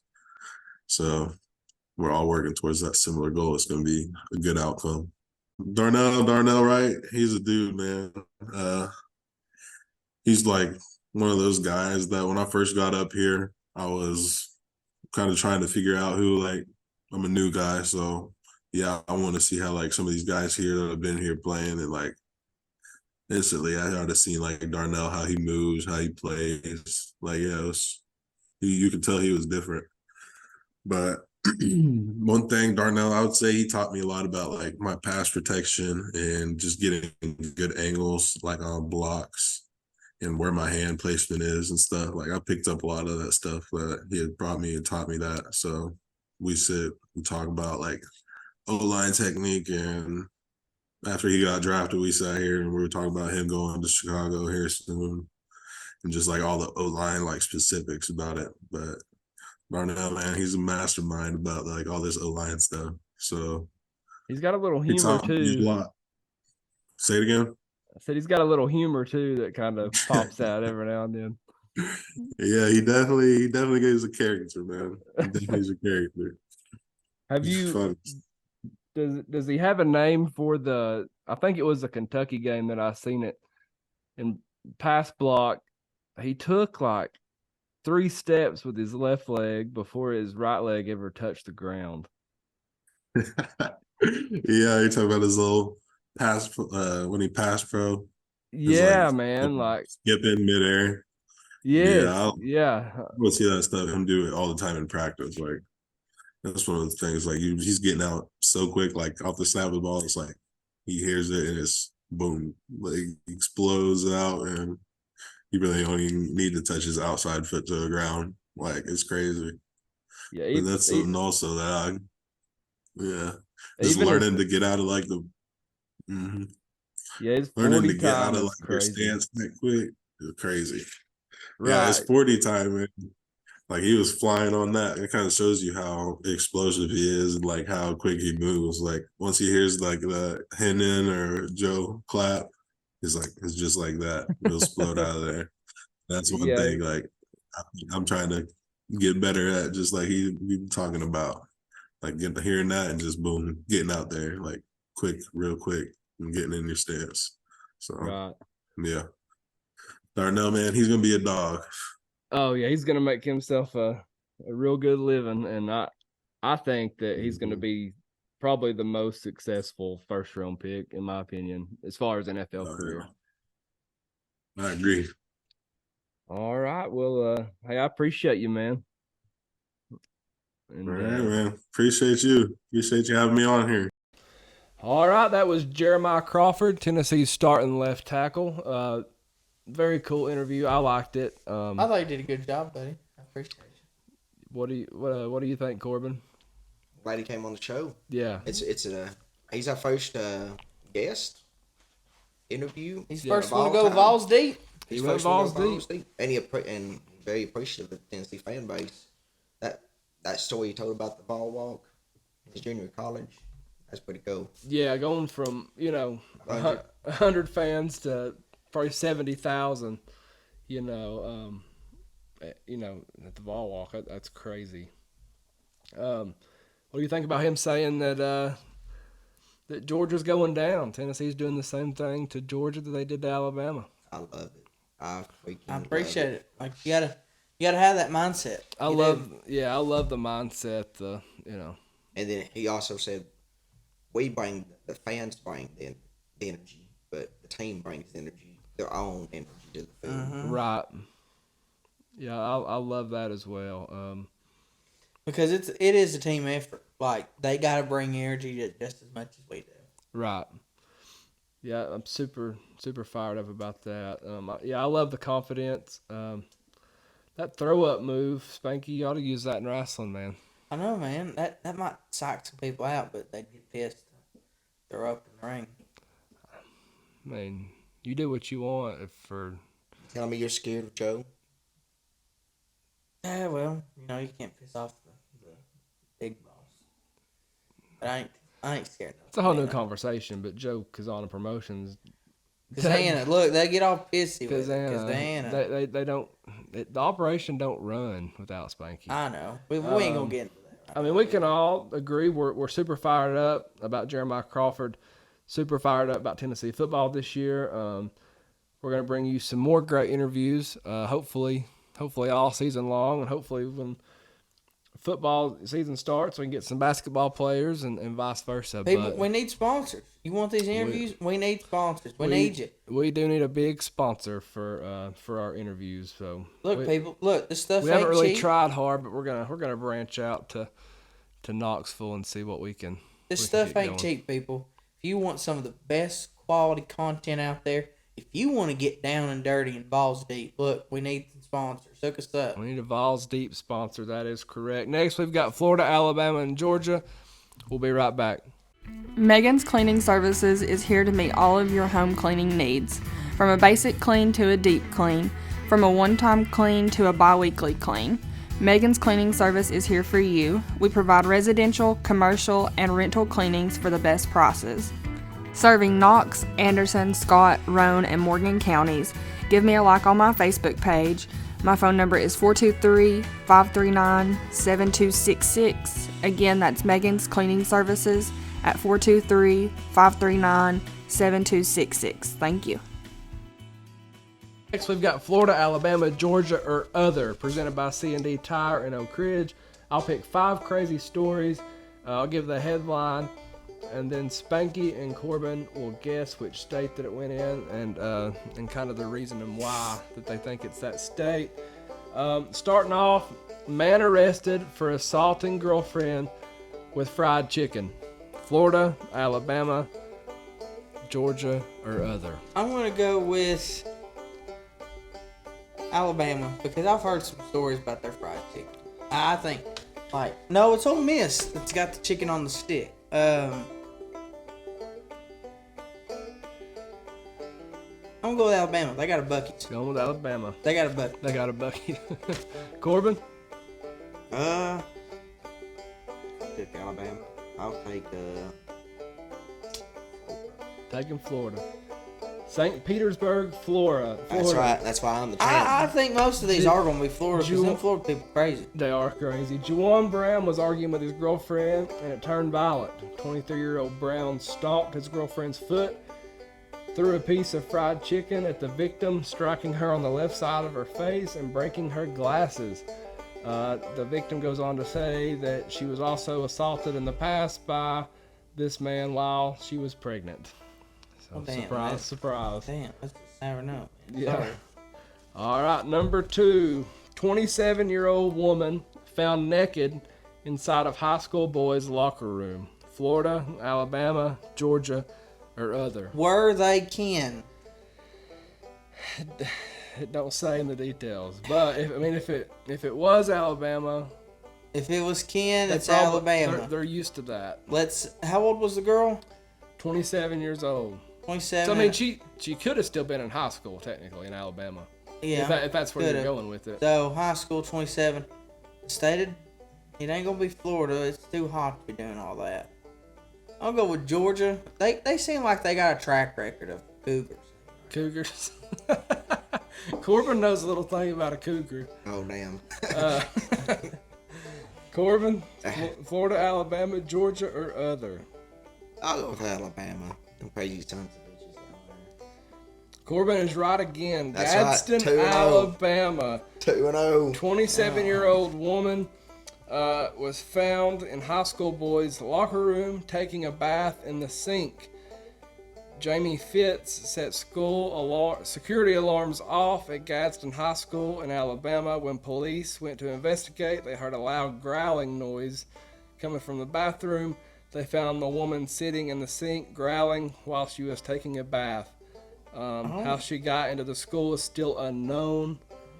So, yeah, I mean... She must be one of them people that identify as a cat or something. Yeah. Or a dog. Growling. All right, so Corbin is 2-0. The third one. Woman calls 911 because of dizziness, then shoots at the paramedics and steals the ambulance. Florida. Spank. Sorry. I'm gonna go with Georgia. Georgia ain't won one yet, so let's do Georgia. You said Florida, Corbin? Yeah. Oh, didn't get that one. Birmingham, Alabama. Boom! Woman calls 911 because of dizziness, then shoots at paramedics, steals an ambulance. Woman was picked up by ambulance at Birmingham Shuttlesworth International Airport. She then pulled out a gun, firing 3 shots inside of the ambulance, and the rescuers were able to get out, and I guess they let her have her joyride. Why doesn't anything exciting happen like She this sounds pretty around fun. us? Well, Like, yeah, this, like, we don't get no exciting acts. We just, we're liking the meth. I guess the meth makes us feel. I don't know. All right, woman thrown in jail for possession of SpaghettiOs. I'm gonna go with Florida on that one. There must have been something in the SpaghettiOs. Corbin? Georgia. Corbin is right again. That's right. That's why I'm the heavyweight champ over here. Still got one loss. Gainesville, Georgia. 23-year-old Ashley Huff was riding passenger when her friend was pulled over for a routine traffic stop. They searched Huff's bag and found a spoon.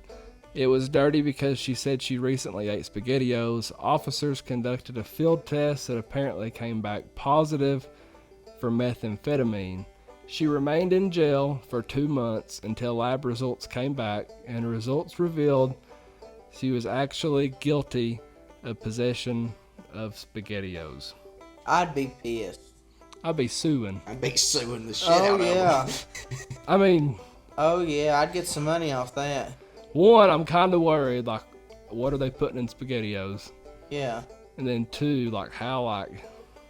How'd it take 2 months to figure that out? I'm not sure. Like, what kind of field test equipment are the officers having? I bet in she Georgia? raised Cain up at that jailhouse. I know I would. Yeah, I'd be suing. And number 5, man breaks into multiple women's houses to tell them he respects them on National Women's Day.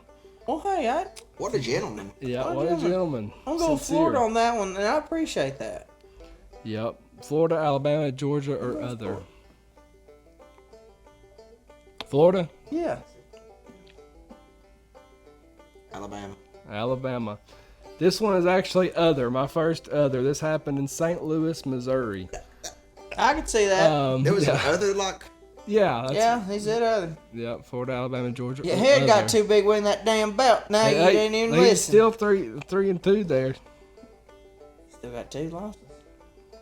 still the heavyweight champ over here. I mean, at least he was respectful about it. Yeah, it was.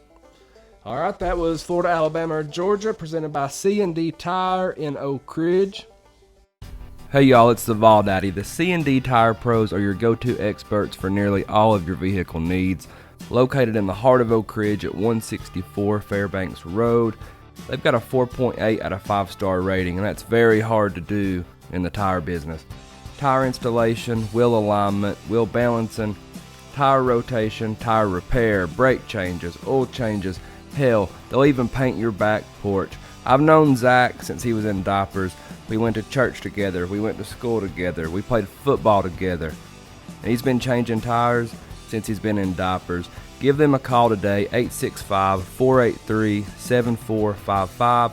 Like them on Facebook. That's C&D Tire, 865-483-7455. All right, and we're back. We're going to close out today's show. What y'all think about it today? That was a good show today. Good show. Test beta number 2. Working out the I like kinks. it. I think it was a lot smoother than the first one. Hopefully the audio's better. We're too deep in this, man. We got both getting rolling. we got both the Vawls deep in it. I tonight. know, man. Yeah, There's people outside hanging on the rafters watching our show. What was y'all's favorite part tonight? Probably the interview. Interview's interview. cool. Interview's cool. Yeah, I liked. I don't know, just good talking points. I think, and hopefully when we go back and edit, everything's good to go. The top 10 college football environments are really good. Yeah, I like that. I like talking. SEC quarterbacks. That was pretty cool. And I like. Didn't really have much controversy tonight, but I do like seeing you all battle it out over. Now, you ain't gonna over have the it all the questions. time, but when it comes, it comes. It comes. It makes for good video. All right. Well, thanks to all our sponsors. I'm looking for about 2 or 3 more, and we'll see y'all probably We'll see you when you see him. Yeah, probably like next Wednesday or something. All right. See y'all. See ya. See ya. Get balls deep. Balls deep.